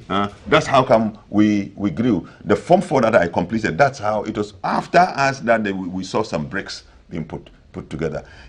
But having come this far in our independence and our development, this is human rights abuse. This is discriminatory. Are the uniforms free? Because they don't have books, but they have uniforms. Is it free? And I agree with Reverend that, I mean, simple economics tells you about when resources are not enough. You do something we call scale of preference. Simple economics. That's what it tells us. There's a common sense of economics. So if there's any which is not essential for us now, drop it. Drop it, and let's look at this without any reference to what is happening with the subject matter of last week and so on and so forth. I don't want to go there at all. Because people will take you there if you don't want to go. Because I think where I am coming from. Exactly. And I don't want to get there at all. But even before this one, we have not put our priorities. Before this, our priorities have not been right. You see, and resources are there. And I said, look, when you are in government, I tell any person in government to be mindful of this, that we're going to die. And there will be judgment. And any person that belongs to the community that you did not spend well, you will answer for it before the throne of God on the day of judgment. Let us not get to that time before. But even here, let's spread the risk equitably and make sure that these children, look, any one of these children I see myself in those children when I was in P1. I see myself in any single child here when I was in P1. And here am I, after some years now, because somebody taught me well and so on and so forth. So please, let's be compassionate. Apart from all these legal things that we're talking about, let's be compassionate. Let's show love for children like this. Look, I personally want to pick it up and send it to my old man. Personally. Yeah, if I get the number. I want to say, look, thank you so much, Sheikh. I want to really pick this and speak to the old man that there's a school that I have seen. Thank you. We really, if there's any Muslim philanthropist that we can use phone to call, can you rush there? How much will it cost? Look, how much will it cost this furniture for P1? The whole thing, look, how much? Philanthropists, stop the lavish spending. This one, you do this, look, you can account for it one day, you will sit back and you will see them happy, growing very well, and something, comes into your mind. It's some joy that it is what you did. But the money that you spend on certain things, traveling from here to Dubai for entertainment, travel from Ghana, going to China, that your child is doing his birthday, and there's no place in Ghana here where your child can be fittingly enjoy the birthday. You spend durable dollars and Dutch marks and French. Take them far away when children like this. Does it make sense to you? And you are a Muslim, you are a Christian. Reverend, please pray for these people. In fact, we have to pray for our nation first. Our nation! When the last time I said Ghana was sick, I know it became headlines and a lot of people, but we are sick. This is sickening.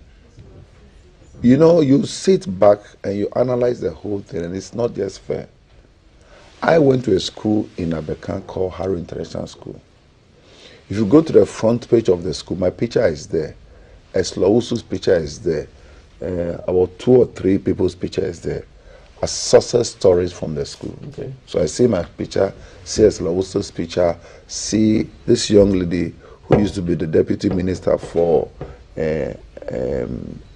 fish, NDC. She was even a fisheries leader. No, she was she come from Sunyani. Oh my God, how can I forget? Elizabeth, the lawyer? No, this young lady. Okay. She studied in Cuba, I think. Okay, BCU. Anna BCU. Even though she went to the school, she must be very young at the time we might have left. Maybe we even left before she came to school because she's younger. But Esla and I were mates. So at that level, we have that picture is there. Hannah Bisu's picture is there. Esla's picture is there. My picture is there. Success story. When we go back to the school, I recount some of the times and the days and how we're taken through. Who knew what would have become today? Look at Hannah Bisu today. Look at Esla today. Look at myself today. So if we don't invest in these children now, we are depriving ourselves of the nation. I pray in the name of Jesus that the powers that be, the authorities that be, the people that are supposed to be responsible will wake up and do things devoid of their political colors, but do it in the name of Oman Ghana. Because when Ghana is well, we'll all be well. If Ghana is not well, if you get blessed and I get blessed and he doesn't get blessed, we are still not blessed. Because once somebody is not well, we are not well. Sheikh, your prayer will come soon. Yes. I want to link this to Jay because we still have things that need to be fixed. And it's just a bridge. Come on, guys. Can't they fix this bridge? Jay, good morning. Tell us where you are reporting from, and let's see whether we've gotten some results, because this bridge is just a scary one. Jay, good morning. Welcome to the show. What's up? Thank you so much, Kafa. Good morning. And so from the sad situation up north, here we are in the Medina West District, in the Greater Accra region, here to report on the bridge. My cameraman just highlighting that just across from me is somebody who is dumping rubbish into the gutter. So you can imagine the kind of sanitation issues this place also has. Instead of dumping it in the dustbin, dumping it into the gutter, where we are here to report on the bridge, which is across this gutter, which is quite unsafe. So arriving here, this place connects two places. Behind me is UN, and in front of me is Medina West Extension. So if you are coming from UN and you want to get to Medina West Extension, you have to use this bridge across this bridge and get to Medina West Extension, and vice versa as well. So you realize that the gutter is quite huge, and so with this bridge, which makeshift bridge, I should say, where people have to cross, and coming here this morning, you realize that even school kids have to use this side.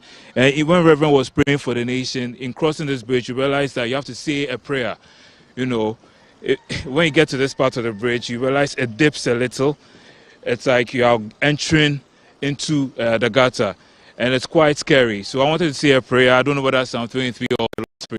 Just, the Lord is my shepherd, I shall not want. And then you find yourself confusing yourself a bit, owing to the scary nature of the bridge. It seems like quite a simple bridge where the solution is quite obvious, and yet this is how it is for residents who live in the area. So this is what they have to live with. I have one person here who has agreed to speak to us, and I want to ask him how it feels like when staying here, and this is the bridge, this is the state of the bridge. Hello, sir. Good morning. Good morning, sir. Please say your name. My name is Alaji Momuni. Please, you are?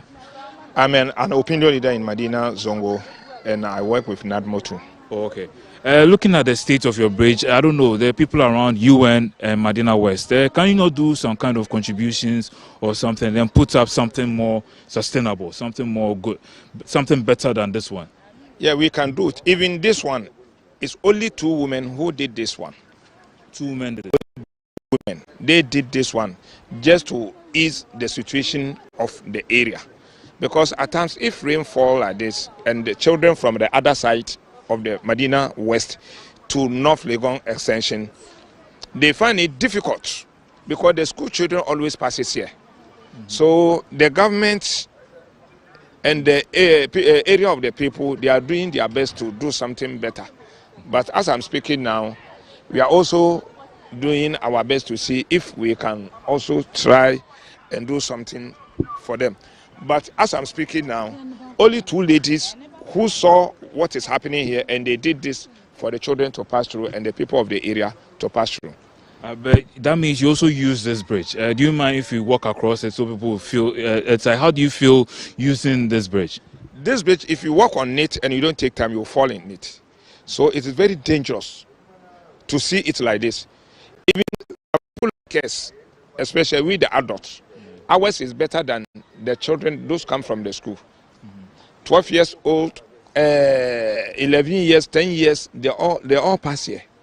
And if it comes like this, it's very pathetic to see something like this. But you know, when it comes to bridges, you realize that there are usually some barriers or whatever, so that people don't fall into the obstacle. So, but why is it that this one has no, how do you call it? It has no.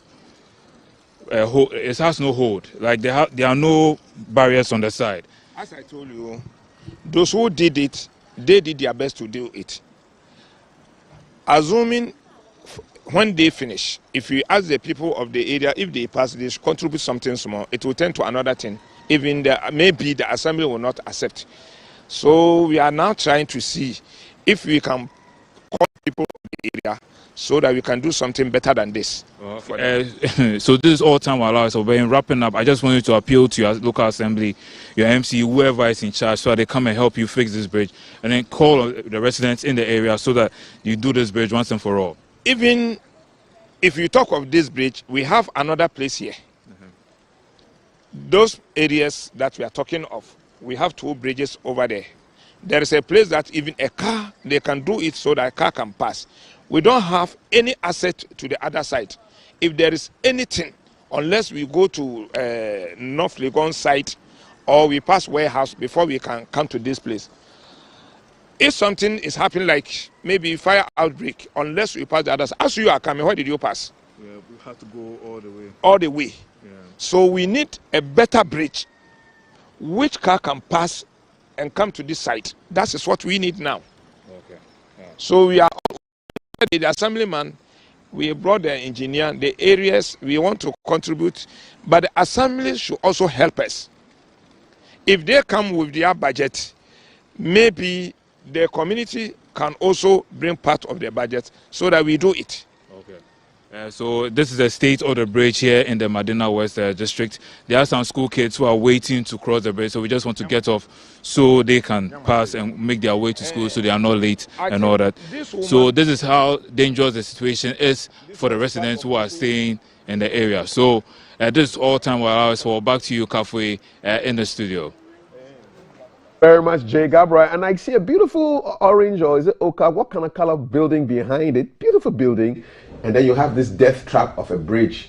Warning to all drunkards. This is not a bridge. This is not a bridge for you to cross at night or at whatever time of the day, because you're going to have a bath that you may not. You see the building. Yeah, nice. So why can't the people just get together? Kudos to those 2 women who did this. Yes. Otherwise, nobody's crossing. Yes. So it just shows you the industriousness, the level of creativity, but they have to be supported. And you see, safety issues, as Jay was rightly pointing out, there are no railings, railings. There's no guardrail. Protective. It's a hazard. It's a hazard. But this is so. I mean, just tying this to the education story, the school, and I'm thinking of countries where all you have to do is report to school. And your pen, your exercise books, your textbooks, everything is given. All they need is a human being. The human being is all that is needed to report. You are fed. Yes. You are given everything. Look. Everything. In Hungary, we were paid to study.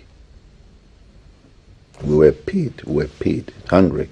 If you go out, your accommodation. In fact, to some extent, we're even giving free condoms and wines. Did you use the condom? You see, I've been asked that question many times.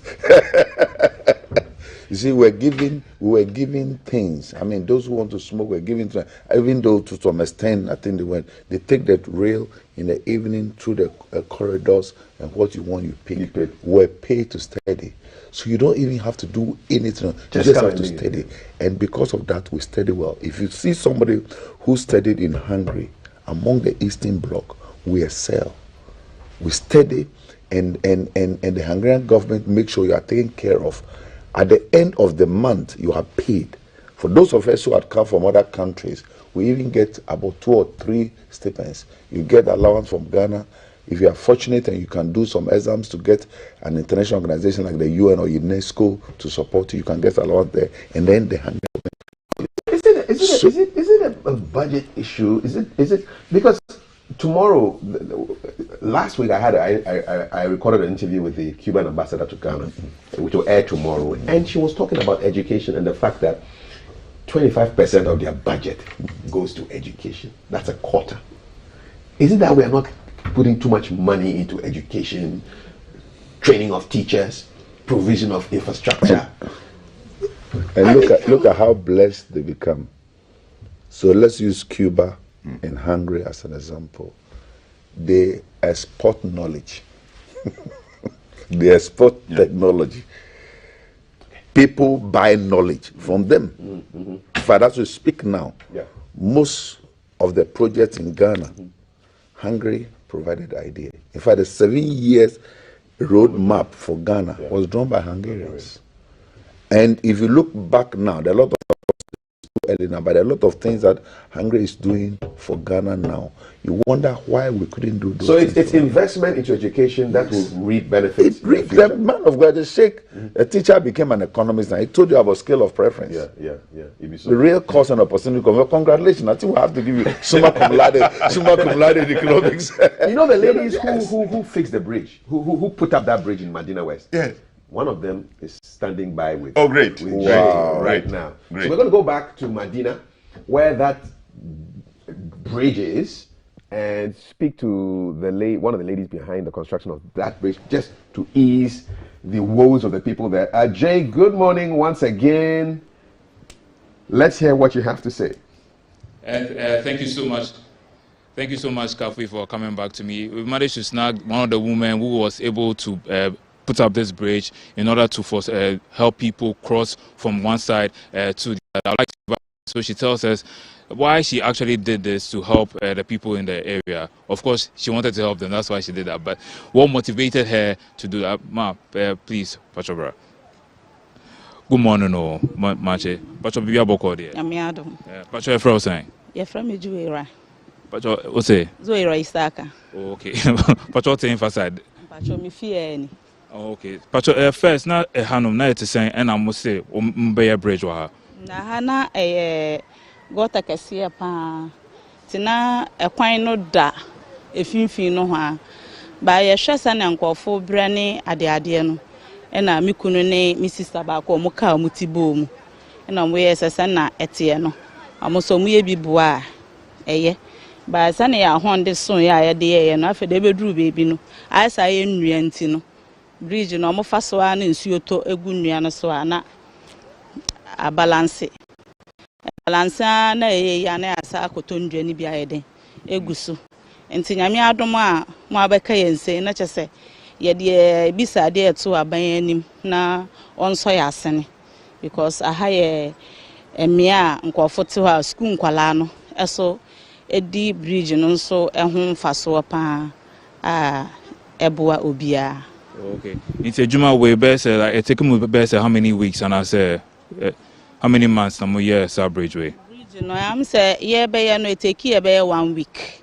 And e de essay no yesa eka ya friend say etoto yensa no esa efren kwofo ma mo be ye na ya na ase na abedrum pempenso says here one na mo de mo honde na mo year bridge way enti mo bisa like mo fellow neighbors and I say mo local assembly say mo be bo mo na say bisa e kane na ye no ya de ya honden ene ye to aso be ye mienu enti miensa so na ye no nti ye de konko ne eto ho se obi atwem a ne na hondi betimi bia no na waboa nti omo ye kakra na editua omo amo ye nka.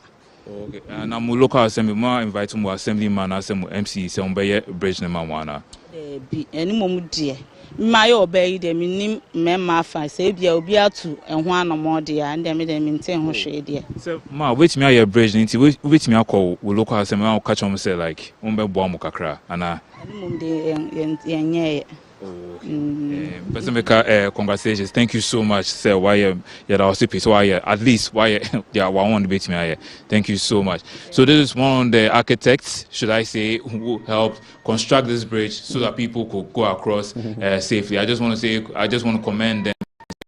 They are doing their widow's might in order to help the residents here in the area.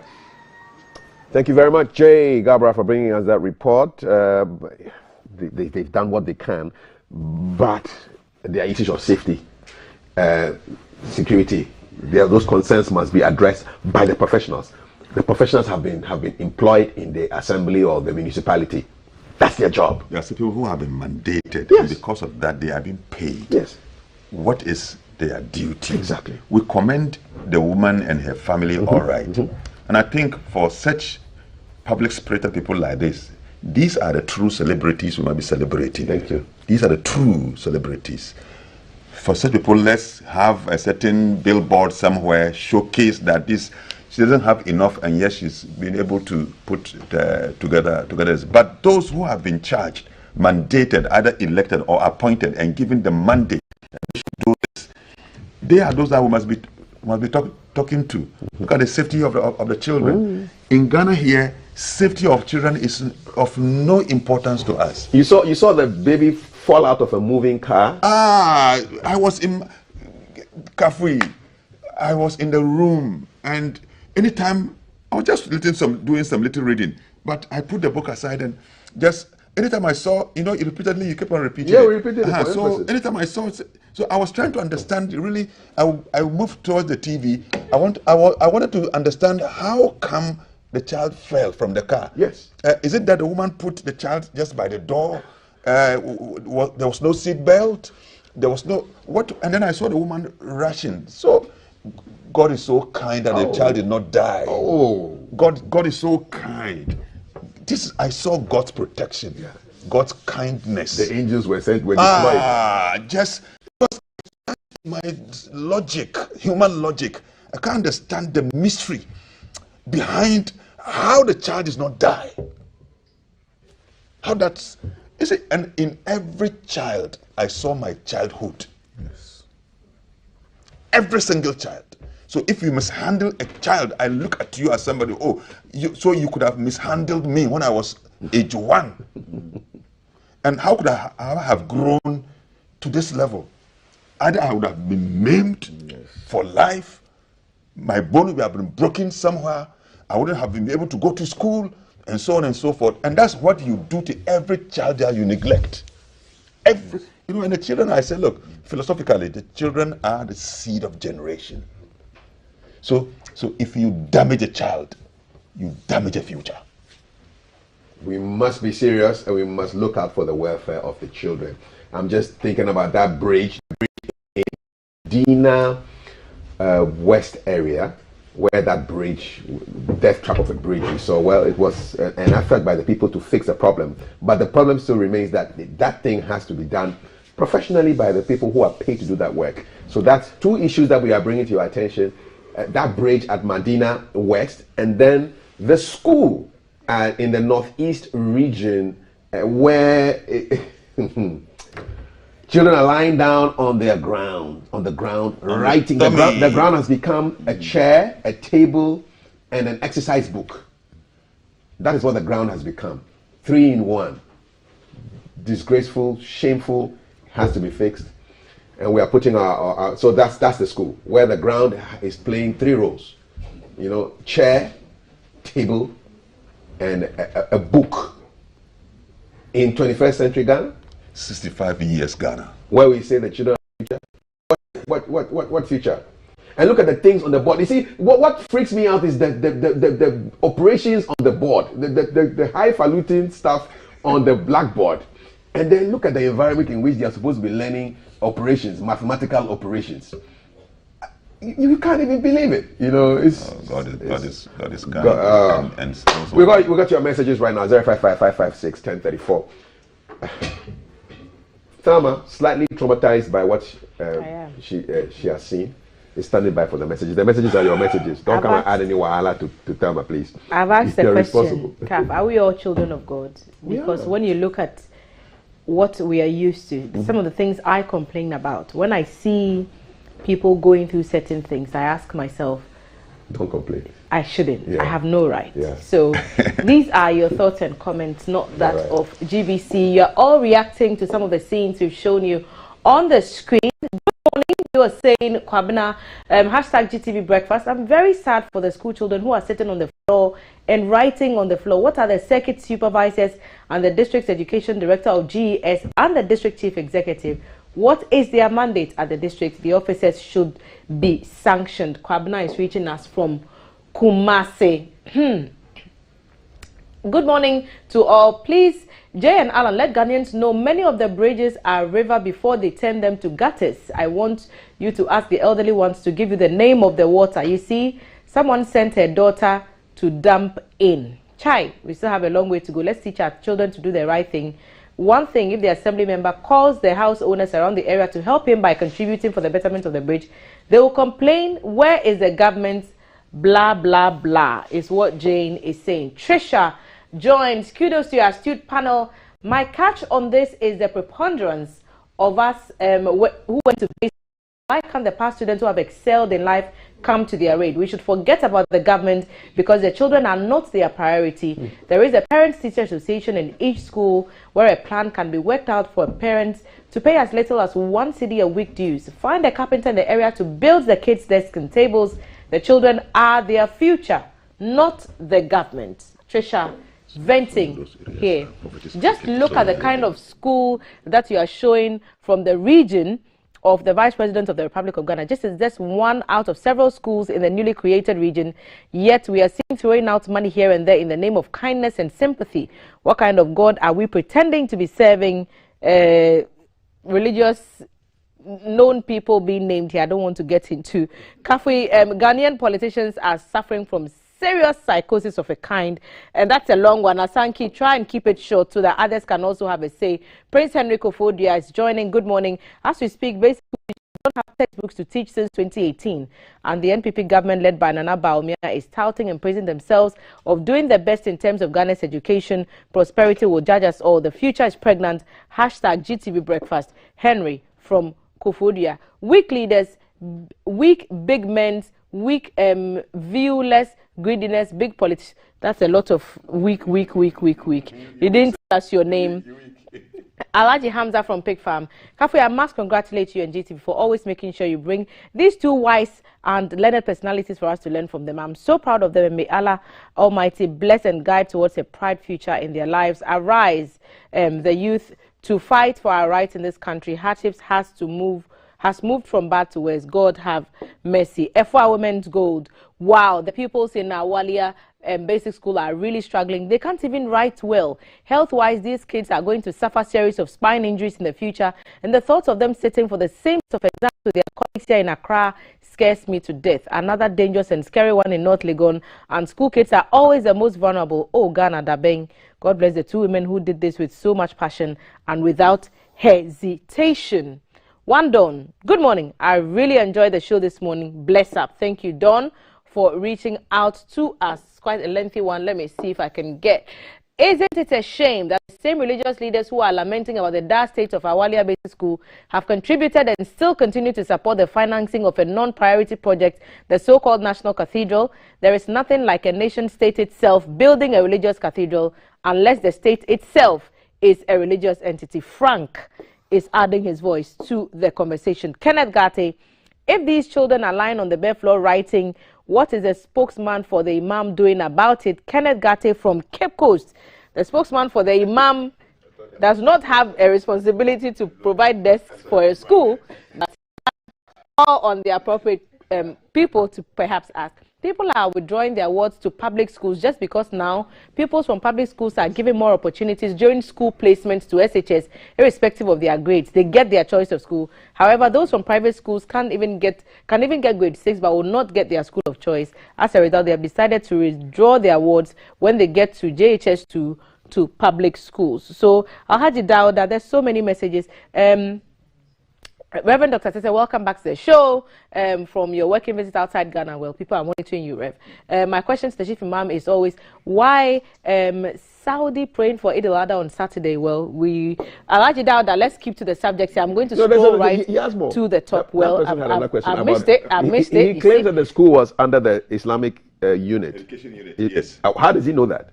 No, but once it's an Islamic school, Awaliya, okay. We have what we call the Islamic education, under which all Islamic public schools, are managed. All right. But that's where I exited from, okay, for the Greater Accra.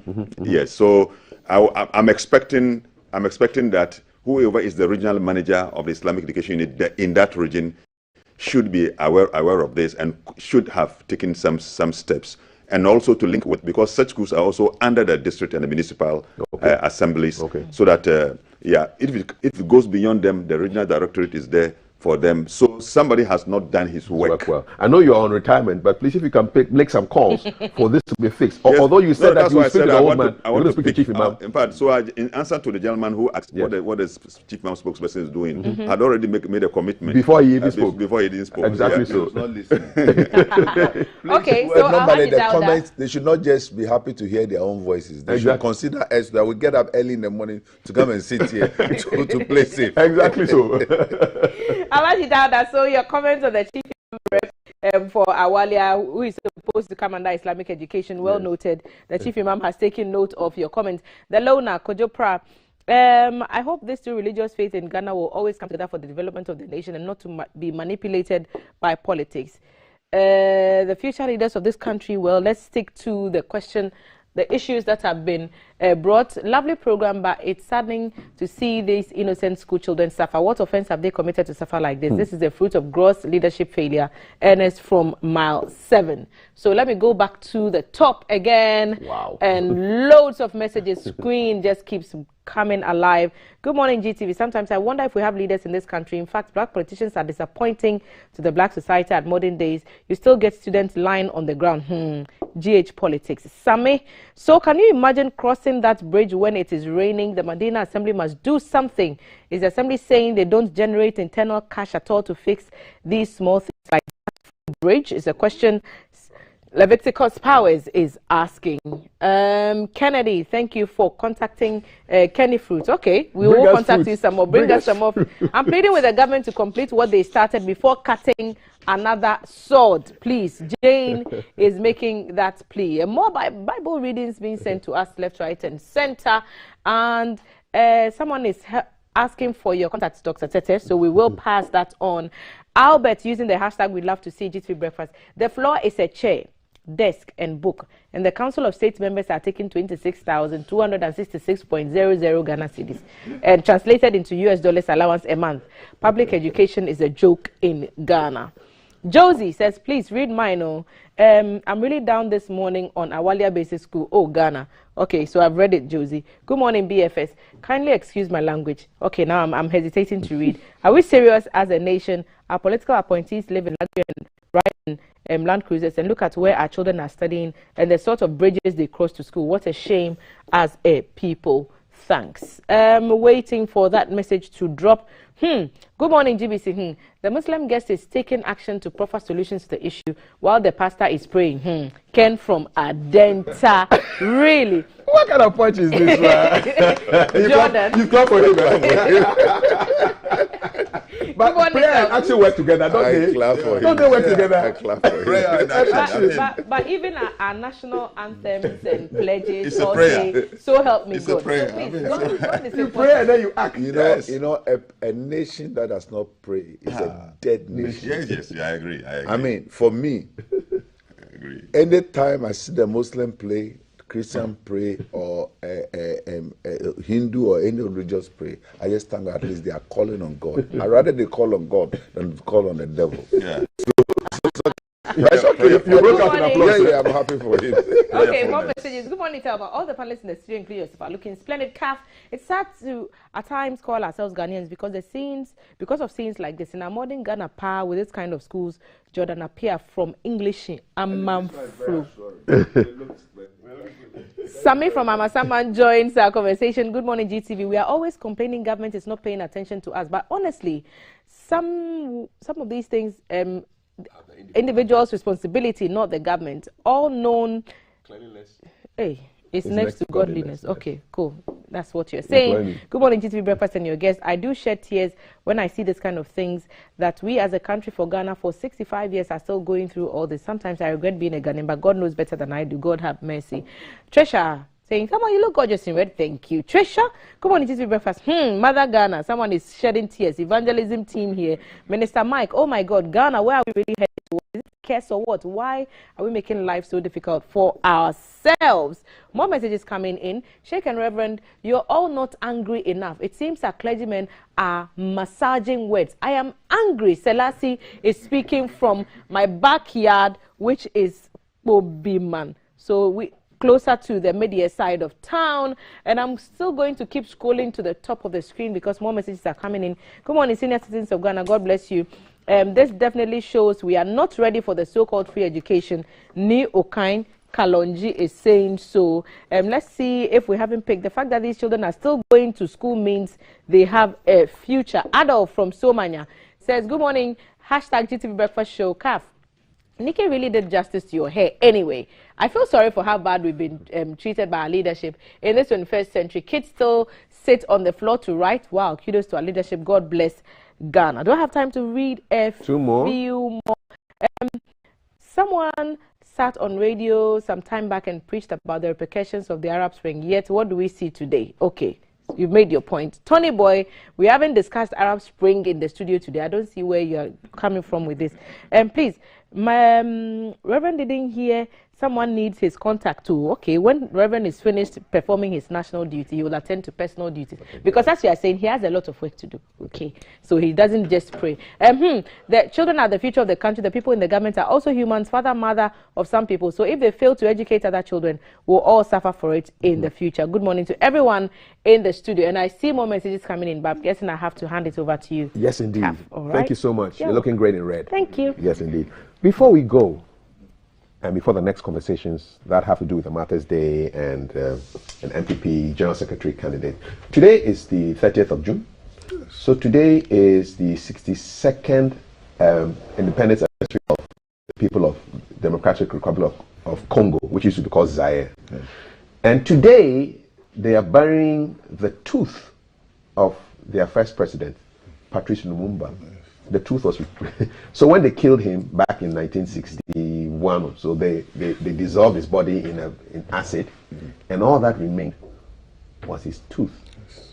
Somebody kept that tooth for so many years. They returned the tooth 2 weeks ago, and they're burying that tooth almost like a body. They brought him back to the country. I'll be speaking to a Congolese missionary about that, but you've been to Congo before. And I know the family of Patrice Lumumba. Oh, you do?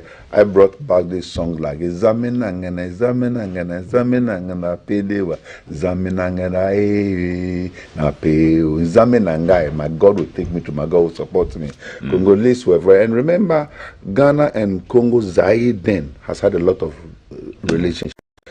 1963, Nkrumah sent our soldiers to go and defend them, to go and support them. And that is where they came back with words like Sakura. Sakura means prophesy, preach on, say something good. Not a bald head. No. Sakura. I was told at that time the army commander had no hair. And when they are saying Zaminangai, Zaminangai, and Zami Apamula, you Apamula pay me, he will say Sakura, Sakura, preach on, prophesy, say something good. So when they came back, anybody they see with no hair, they say Sakura. But the word Sakura is like preach on, speak on, prophesy, say something positive. The people of Congo have gone through a lot. They've gone through a lot. And to think that most of the mineral resources in the world today come from Congo, it is unfair. But I want to wish the family well, and I'm happy for them. I know some of his family members who have personally sent me texts, and they are so excited that they have the privilege to bury their tooth at least. Don't forget that today too marks the anniversary of our people who were killed some time ago. I'll get your thoughts on that after I speak with the Congolese missionary who lives in Ghana, Apostle Sylvanus Mattel. I know him very well. Well, he's on the line right now. Apostle Mattel, bonjour, good morning, welcome to the show. Thank you, sir, and good morning and bonjour. How do you feel today being your country's Independence Day, but also the day that the tooth of the great Patrice Lumumba is being buried after having been out of he was killed and his body was destroyed, and this is all that remained of him. And the tooth was returned a couple of weeks back, and they're buried today on the Independence Day. How do you feel as a Congolese watching the events far away from home? Catherine, I am privileged to be invited to your show, and I thank God first for your life, for seeing what you are seeing and say what you are saying. After 60 years or 62 years of the independence of Congo, and what is happening here today, and today is exactly, we have 62 years of the independence. freedom where a man stand when he was a young, 35 years young man, called Emery Patrice Lumumba. His intervention, which was taken into death. And the Bible said in the book of Numbers, chapter 35, you know, it says, no defile the land by where you live by pouring the blood, except the blood of who defile the land before the land gets its deliverance. Today is the deliverance of. As I am following this event, is a historical event, and I thank God to be alive and to be able to speak a word. Lumumba, young man, today remain only two tooth. And that two tooth today in Congo burying. The Congo today is getting deliverance, and from today, the Congolese people, wherever they are, now they can breathe, because whatever already happened from today is seized. From now, as we are talking, we start another new life. The Congolese are going through hell. This is still genocide until today on this era. And look at the resource of the Congo. If today we are able to speak on mobile phones, it's because of the coltan come from Congo. It's because of the uranium come from Congo. Even when Americans conquered the Japanese, it was uranium from Congo, Shinkolobwe. It means Congo today is get its right place to be. It's the day of enjoyment. Everyone must breathe. Say it is done today. Have the people of Congo forgiven the Belgians and the Americans for destroying the life of this man? You know, as I am speaking a missionary, I am a man of God. Nothing can happen. When you go in the book of Philippians, chapter 2, verse 13, it expresses itself, it is God at work both to will and to do. Lumumba, if I can say it well, he was ordained by God to happen the way it happened. Those people was just actors. They acted under influence of destiny. And that destiny, I travel a lot in East Africa, and I tell you, there is no any other country in Africa no has a street called Patrice Lumumba, even in Ghana. And the man died since 1961.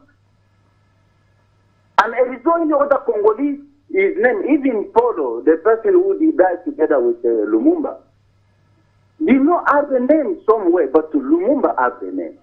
So American, Belgium, whatever they are, what they did, today they are exposed to their own shame now, because they can't face a Congolese for what they did. And this is a destiny. When I say destiny, it means Congo go through what is go through to today. Today, write it down, I'm telling you. Every Congolese, wherever he is today the independence of Congo starts. Mentality, consciously, intelligently, whatever, is today the Congolese realize who they are and they start a new march. We forgive them. And who will forgive them? If Belgium is built, it's because of the goodness of Congo. There is no anything was built Belgium with that come from Congo. Just let us take that example. Apostle Silvanus Matel. Yes, sir. Zambe Apambolayo. Zambe Apambolayo. Mingi, mingi, mingi. Mingi, mingi, mingi. Apambola bino pay. Pay your mingi le lolo bi na libela na libela na libela. Amen. And that's from your good friend Dr. Lawrence Tete, who is wishing you the best, and Sheikh also wishing you the very best as you celebrate your Independence Day and also mark the burial of all that remains of Patrice Lumumba, great Pan-African freedom fighter who was killed over 60 years ago. His truth has been returned to the people of Congo, and they are burying it today in a very symbolic gesture. We thank you so much for your thoughts, Apostle Martel. Merci, and have a beautiful day. God bless. So that was it. That was Apostle Martel on a very symbolic day for the people of Congo and for the people of Africa. Yeah. Because Patrice Lumumba, we have a road named after him, a street named after him at the airport presidential area. The relationship we have, and so if you go to Congo now, you go to some part of Kinshasa, and it's a mess. You go to some other places, and you realize that, in fact, even traveling from Kinshasa to Lubumbashi, you can't go by road. It's a mess. You can only fly. And so within the place, there are places that are cut off. Meanwhile, all the great mineral resources you can imagine, including what we use for the chips, our mobile phone, our televisions, all are produced from Congo. In fact, and it's more expensive than even diamond and gold. Yeah. And so, may his soul rest in peace. Amen. And I pray that these atrocities should never happen to mankind, because these are seeds we sow that will follow us in the generations ahead of us. And of course, today is June 30, marks 40 years of the killing of the 3 High Court judges and the former army officer back in 1982. Yeah. There's a conversation on that, so if you have any thoughts on that, we'll end on that note. Well, my biggest condolence to them, and I must say, our house had a personal relationship with Cecilia Quantin Addo. My father served directly under her. My father was a High Court registrar, and those days the registrar serves under those major things. So she was in Court 5, and I knew her very well. Yes, so I know Cecilia Quantin Addo personally very well, and I pray that all of them are so rest in peace. But never again should this thing happen in the history of Ghana. Amen. I think that was a big mistake, and I know whoever was behind it.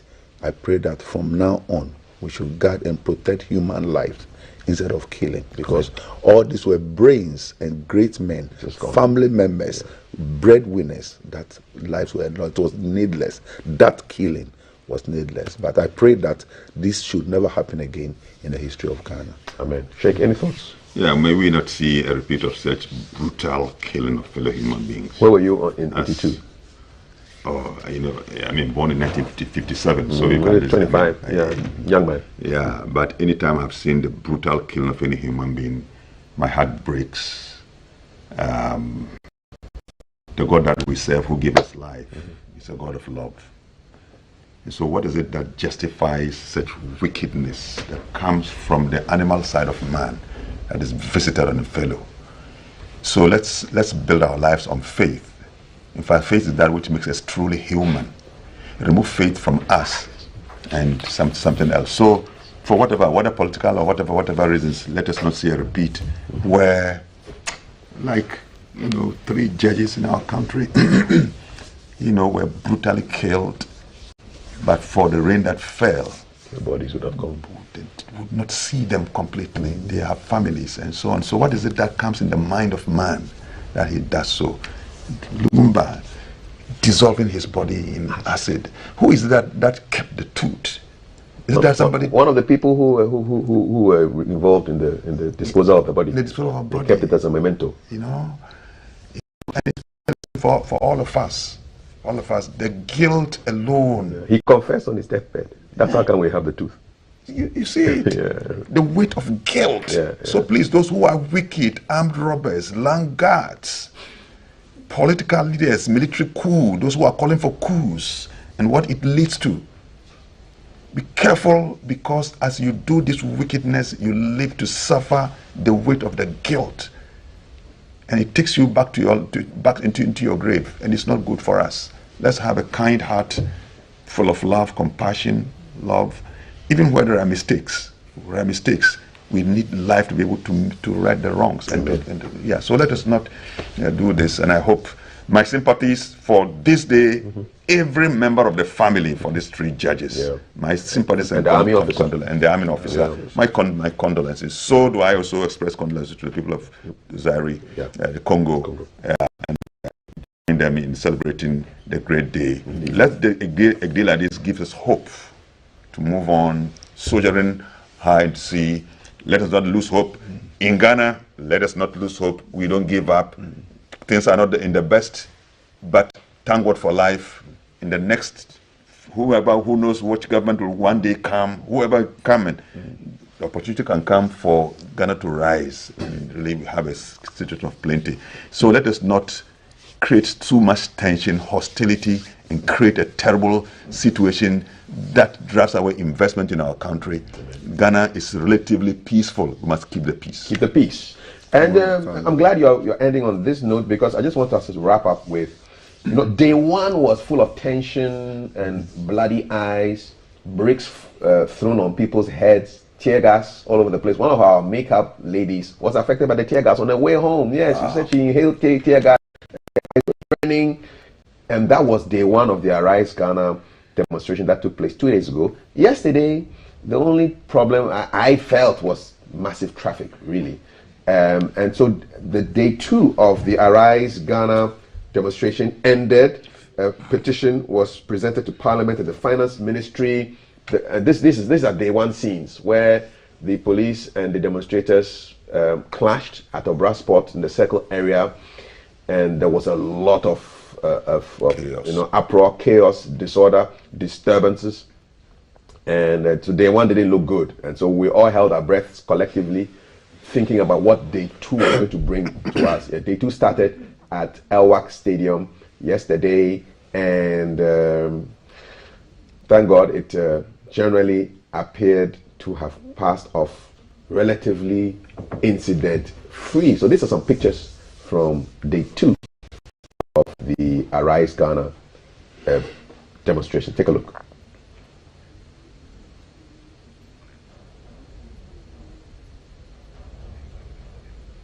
Okay, so gentlemen, I am sure you were monitoring activities.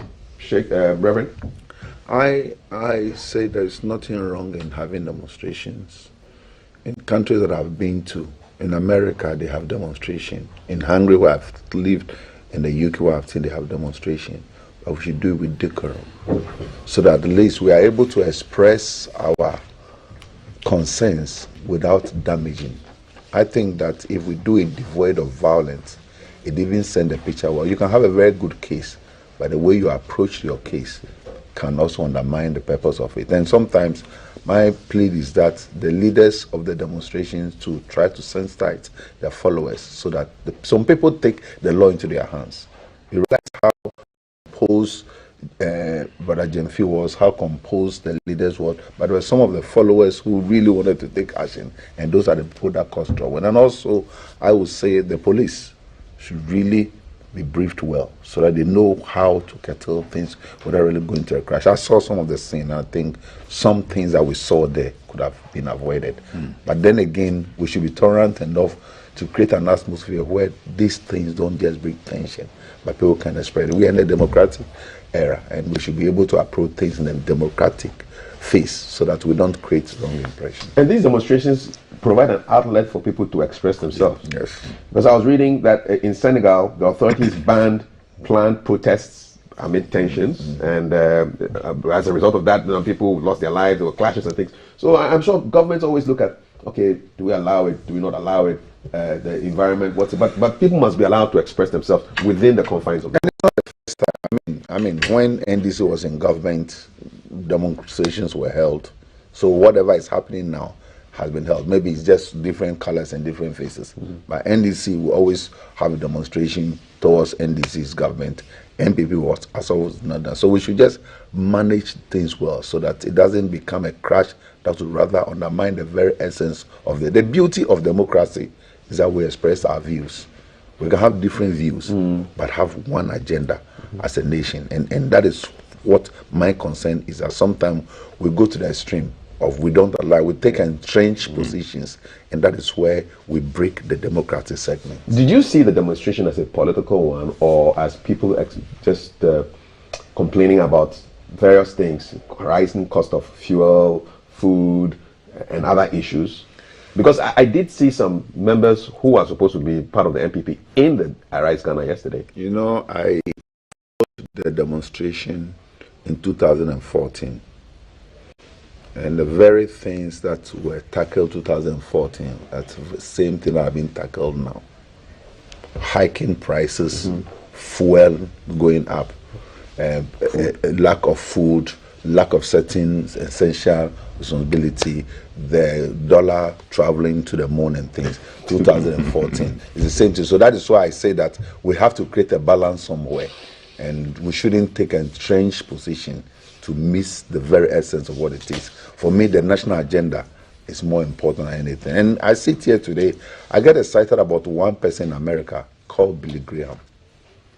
If there's anybody that one day I want to be like Billy Graham, who is happy to coordinate and work with all governments, and he speaks his mind, he speaks the truth. And that is what I like about Sheikh Shaibu. I remember, it's not because you are here. I like the fact that you speak your mind. Right. And that is what we are supposed to be. Otherwise, our nation will not go anywhere. And some of these things we say, the politicians listen to it. Trust me, I meet people who say, hey, they've been listening to us. And so let's continue to speak the truth. Alrighty. And that is the only thing that will set the nation free. Sheikh, I'm sure you agree with that. Perfect. 100%. 100%. Regards to the old man, the Chief Imam. I was glad to see him on I will carry this message. I will discuss about with the school. him about the Fantastic. school. Awalia EA. Awalia. It's something that touches my heart. Okay. Gentlemen, thank you so much. Shout outs to my favorite historian / traditional leader, Nana Kobna Nketia, the fifth Omahene of Esikado. Yes. He has started watching our show. So shouts to you, shouts from Val and Thelma and Maltiti and Jay and Alan. Nana was very complimentary of you yesterday. You know, his speech yesterday, he had a 25-page speech. He still made sure Kabu's name was mentioned. Yes. I did the opening prayer and the closing prayer. Yes. All we needed was you to do it. My paramount. He's your paramount chief. So, we had a You're watching GTV Breakfast. We've got big conversations around who wants to be, who can he actually become the General Secretary of the NPP? And 40 years after the killing of the 3 High Court judges and the retired army officer, what have we learned? And of course, episode has an episode in your world with host Valerie. So you stay with us. This is GTV Breakfast. WhatsApp number 055-556-1034. Our socials, just look for hashtag GTV Breakfast everywhere and you will find us. Stay tuned.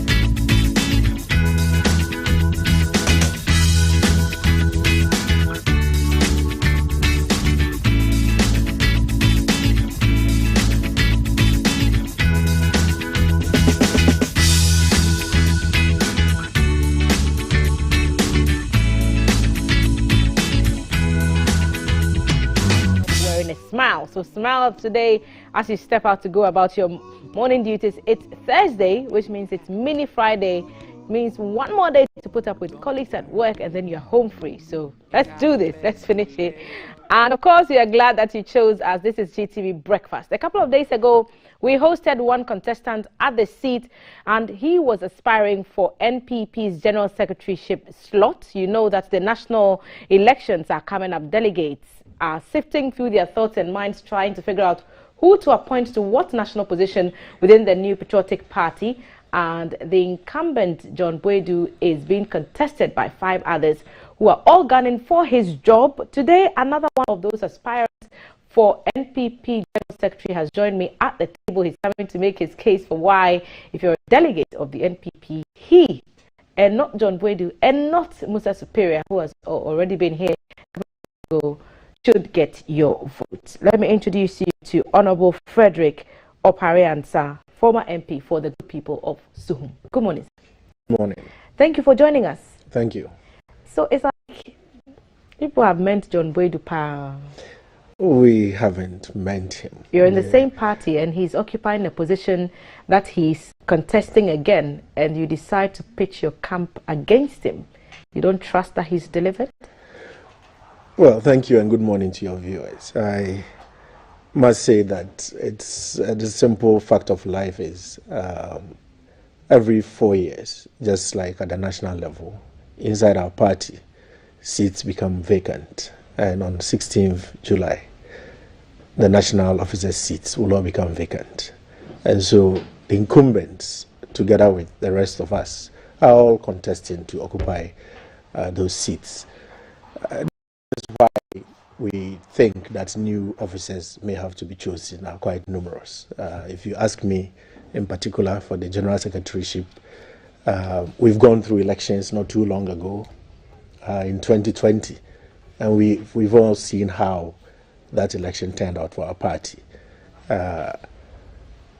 In most instances across when governments are moving from the first term to the second term in this country, from President Kufuor through Mills Mahama until the last one, we've seen everybody increase the number of seats in Parliament. From President Kufuor's era, first term we had 100 seats, second term we had 128, albeit there was an increase in the total number of seats by 30, but that still represents a significant increase.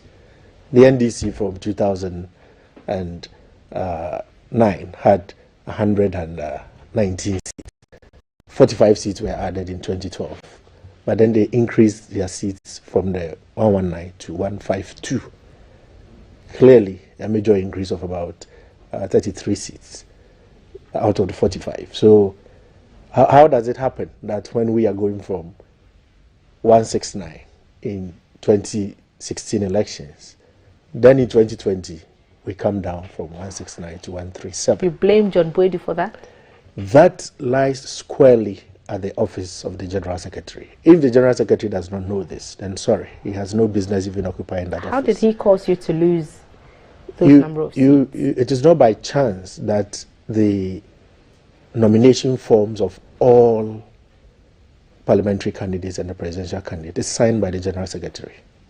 It means you are responsible for supervising the process which selected those people. That is why the Electoral Commission will take forward that this is the duly selected parliamentary candidate of the party. Some would say he just signed what the delegates had voted for when they went to Congress, when they came to the position where they had to choose who to put on the ballot for 2020. That would be true if you allowed the delegates to freely make their choices. He didn't? No. That is the problem. In most instances, as you probably have heard, there were issues of we will not allow this person to contest. There were issues of we will have to remove this person by all means, whether it is legal or not, and finish and sign off under that. That is the problem. How do you simply disqualify someone from contesting an election because he cannot speak Twi? Is that what happened? Yes, it happened. In At Kwapim North, Lawyer Addison was disqualified from contesting the Kwapim North seat because he could not speak Twi. In the same region, you were busy removing Amasie from Akotia because she cannot speak English. So which party are we? The party that wants people that speak English to go to parliament, or the party that wants people who can speak Twi to go to parliament? You can't even apply a single set of rules to the parliamentary selection process. So the fact that he delivered 2 victories at the national level for president I disagree. does not give him enough weight to carry this through? Everything that was needed to be done to bring peace, tranquility across the party in 2016 had been done in 2015. In fact, started as far back as 2014. The presidential primary, which selected Nana Addo, was on 18th of October 2014. The primaries to select members of parliament was in June 2015. All these things happened way before the suspension of national officers in November 2015, which then brought the incumbent to be an acting general secretary. If you want to measure his real strength, then measure it when the party had come to power and Nana Addo had implemented free SHS, 1D, 1F, the thriving automotive sector policy. All these things had been put in place. Any resource that the party would require to go into elections was in place. How then do we lose the advantage of 63 seats we got out of the 2016 elections in a single election?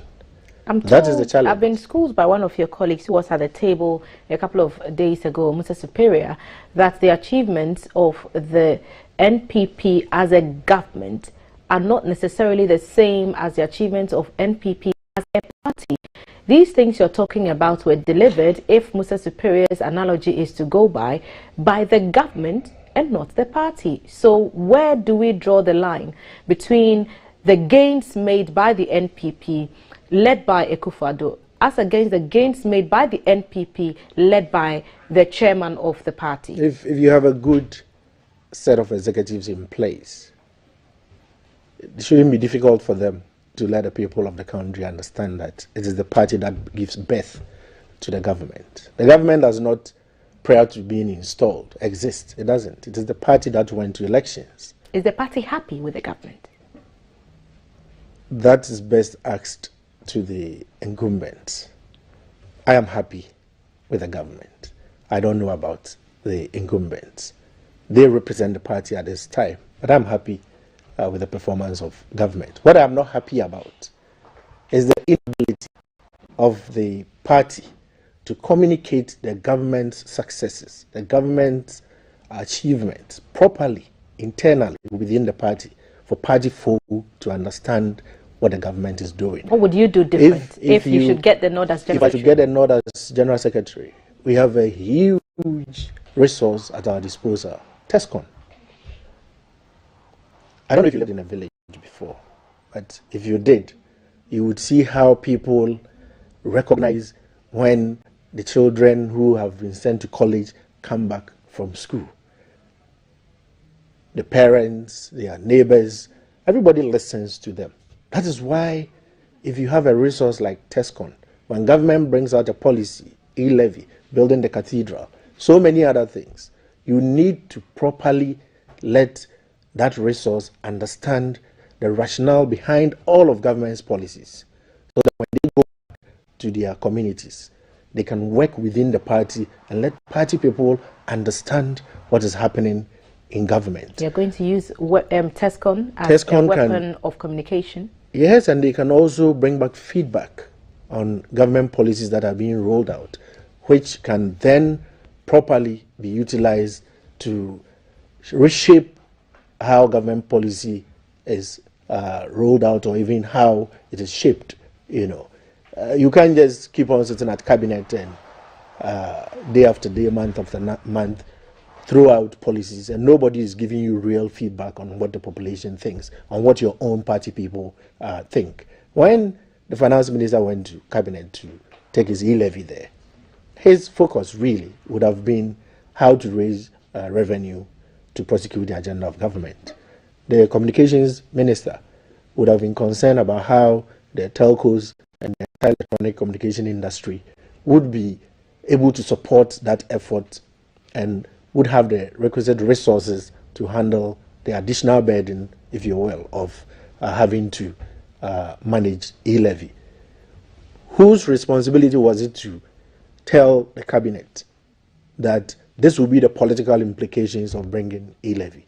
That lies at the doorstep of the General Secretary and the chairman of the party, who are members of cabinet. What did they do? Had they sensitized the party already about how e-levy was going to be rolled out? Had they told anybody in the party and asked their views on what they thought about how e-levy will impact their lives, so that when they go back to cabinet, they would have been able to tell the president and the rest of the members of cabinet that this policy the government is bringing, this will be the implications on the electorate, this will be the implications on the population. That is lacking in our party today. Musa Superior tells us that there are a lot of people within the NPP who are unhappy with how the party has managed the affairs.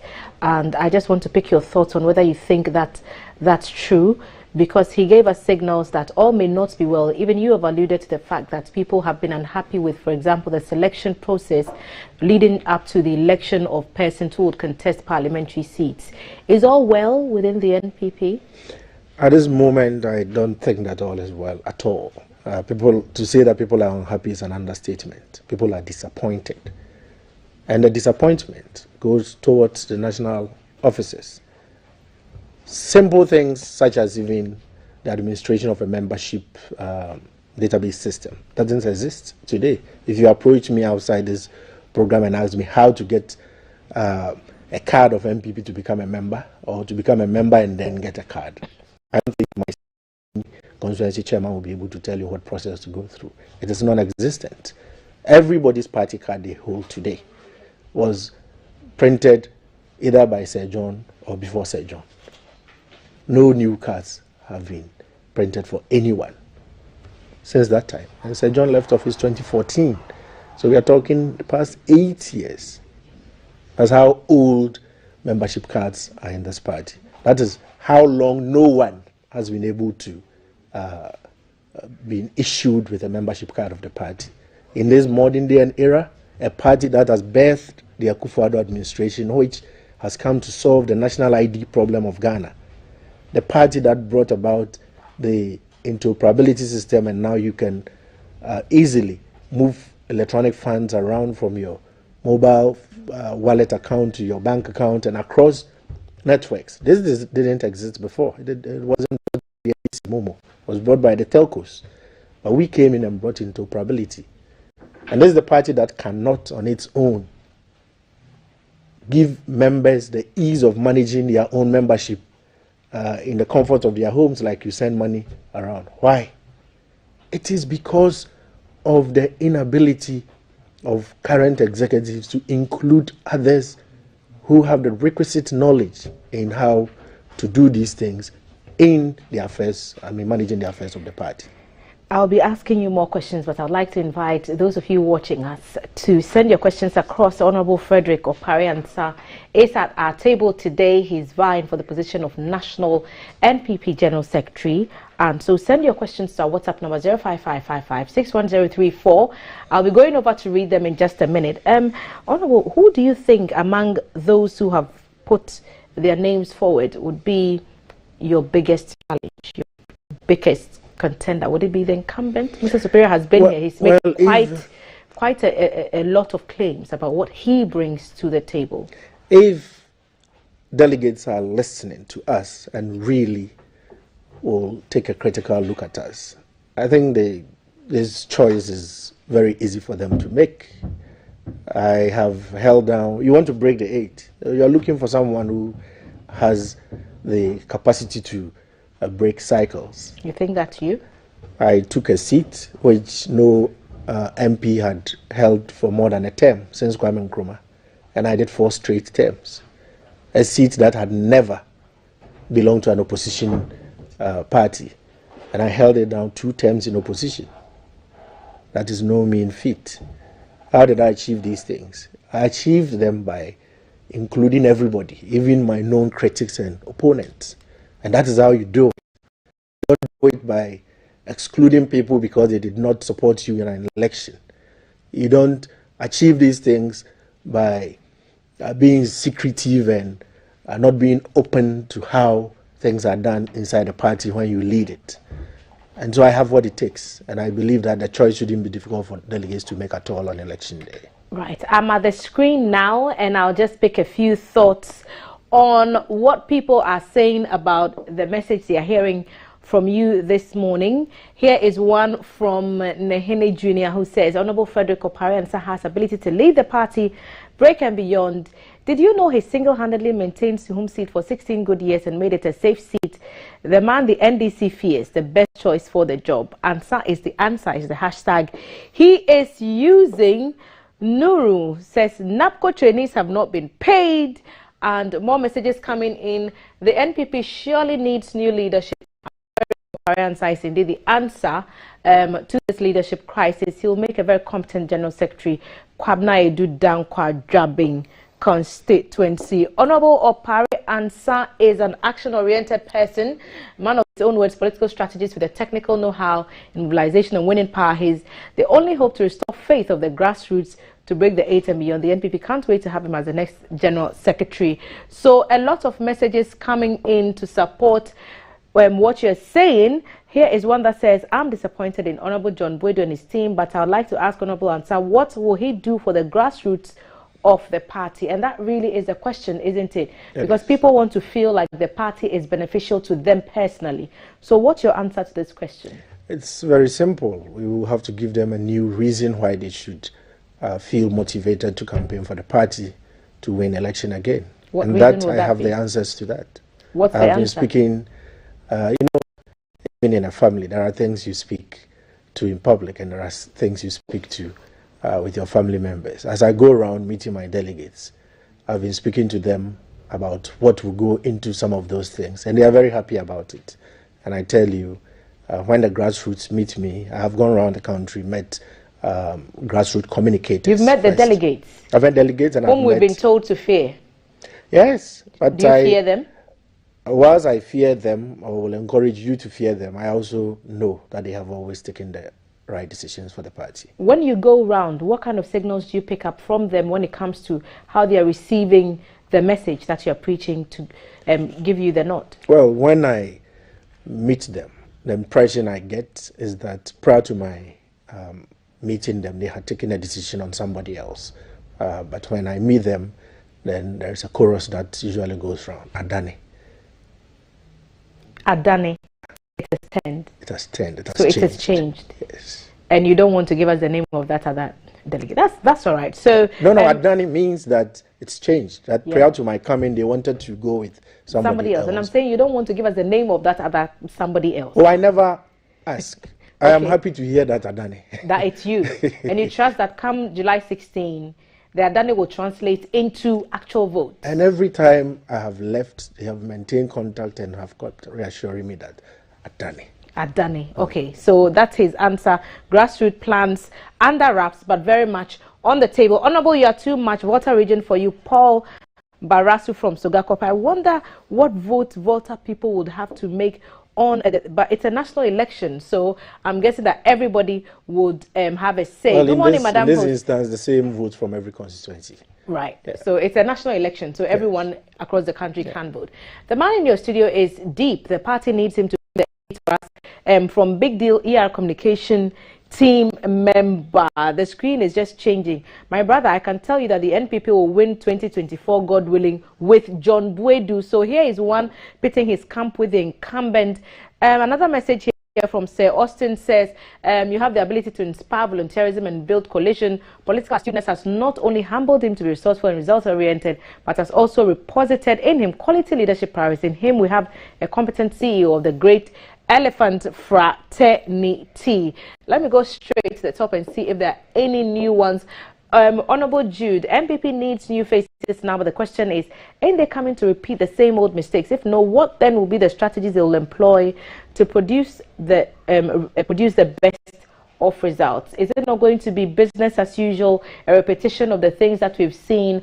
For example, if you were to choose one decision that perhaps the incumbent or an executive member of the current corporate could reverse, what would it be? And what would you advise, or what would you have done in that person's position? Very simple. This penchant of national officers sitting in Accra and deciding what strategies are good for constituencies to win elections is wrong. You can never be in Accra and tell me how to win the Suhum seat. I have once, I remember, in a meeting, argued with national officers who wanted to buy pickup, motorbikes and bicycles for my constituencies when I did not need those. In 2012 elections, all I needed to campaign and win the seat was footballs, jerseys, and money to fund the campaign. That is all I needed. They proceeded to buy a pickup. They brought motorbikes on 5th December. They brought bicycles, which I exchanged with another colleague from the north for football and jerseys. The motorbikes, the ties were never even, they never joined the campaign. But that is what national officers in our party today do.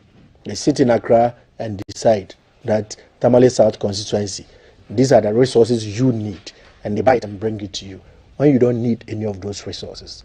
I'm going to go down to every single constituency, sit with executives, and make sure that they tell us the resources they need. You'll be surprised that in most cases, the value, talking the monetary value that you place on the resources that they need, might be always invariably lower than what you sitting in Accra would have thought you wanted to procure for them.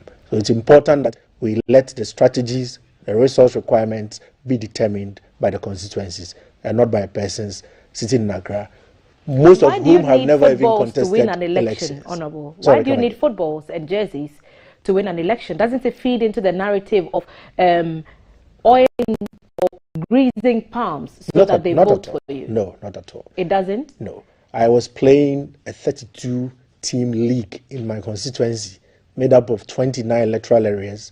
The security agencies formed a team, the Christian community and the Muslim community joined the 29 electoral areas, and we had 32 teams playing a league. So you can imagine.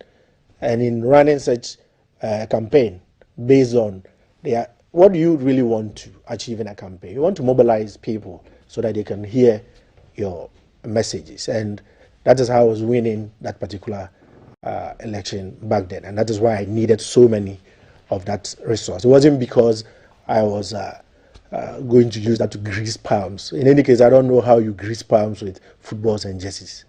Okay, here's an interesting question, and this is from Suhum. He said, food was prepared for someone to go and sell in 2016. When the person returned home and couldn't account for it in 2020, please, will you send that person to go and sell for you again? Indeed, answer is the answer from Obama in Suhum. So support there coming in for you. What one thing can you change to bring smiles to the faces of we the grassroots if we give you the mandate? So grassroots still asking questions. My greetings to Honorable Opare and Sir. Kindly tell him the General Secretary position is for lawyer Justin Kodia Frimpong. Here's one that says, I know him, I know what he can do.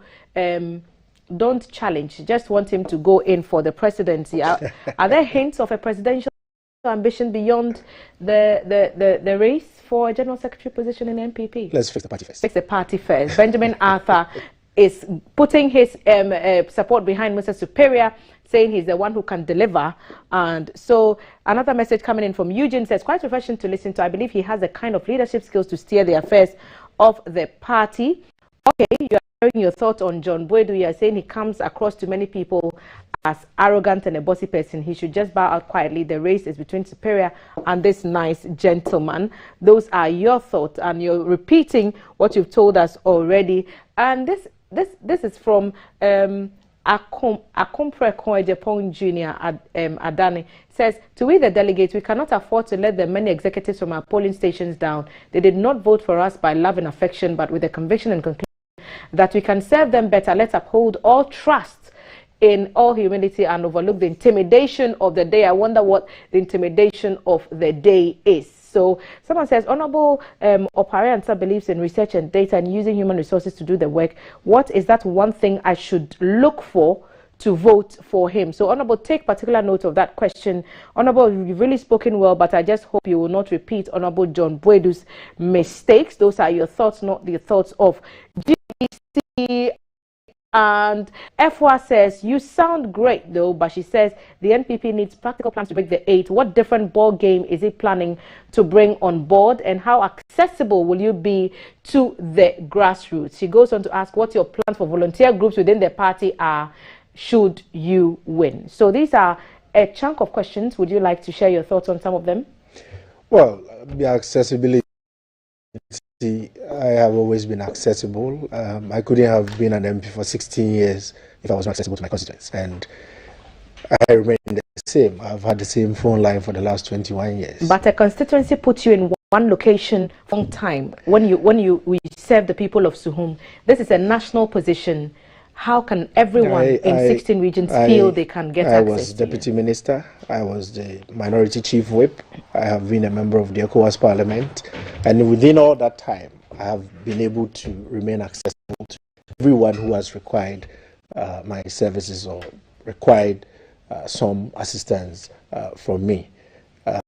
Being minority chief whip was akin to being a national officer. I had to serve the interests of all the members of my caucus, including their constituents in certain instances, who sometimes people had grudges and bones to pick with MPs, and I was their point of contact within the caucus.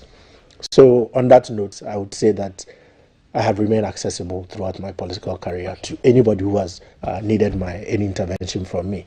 The other thing is the kind of plans for the numerous groups that have formed within the party. I know a few of the volunteer groups within the NPP, and everyone seems to always be asking for something. We need to find a way to regularize and mainstream the activities of most of these volunteer groups. Some exist in small parts of the party. There are some that has assumed a national character. How do we regularize them?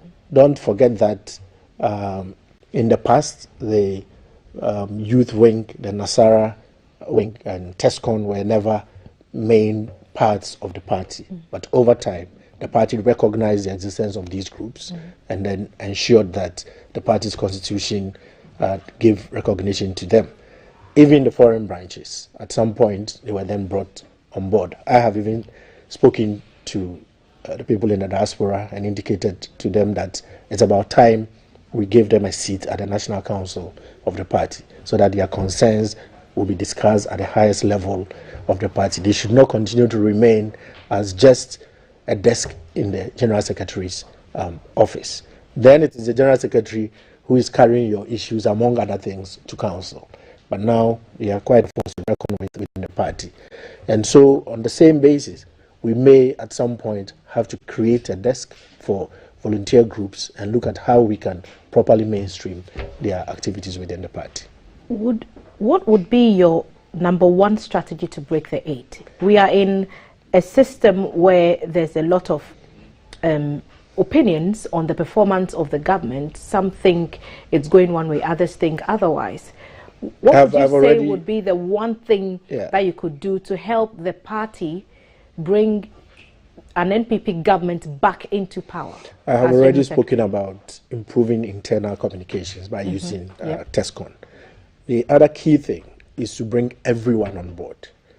There is a feeling within our party that people who held some offices, be they appointed or elected, once they leave those offices, they become discarded.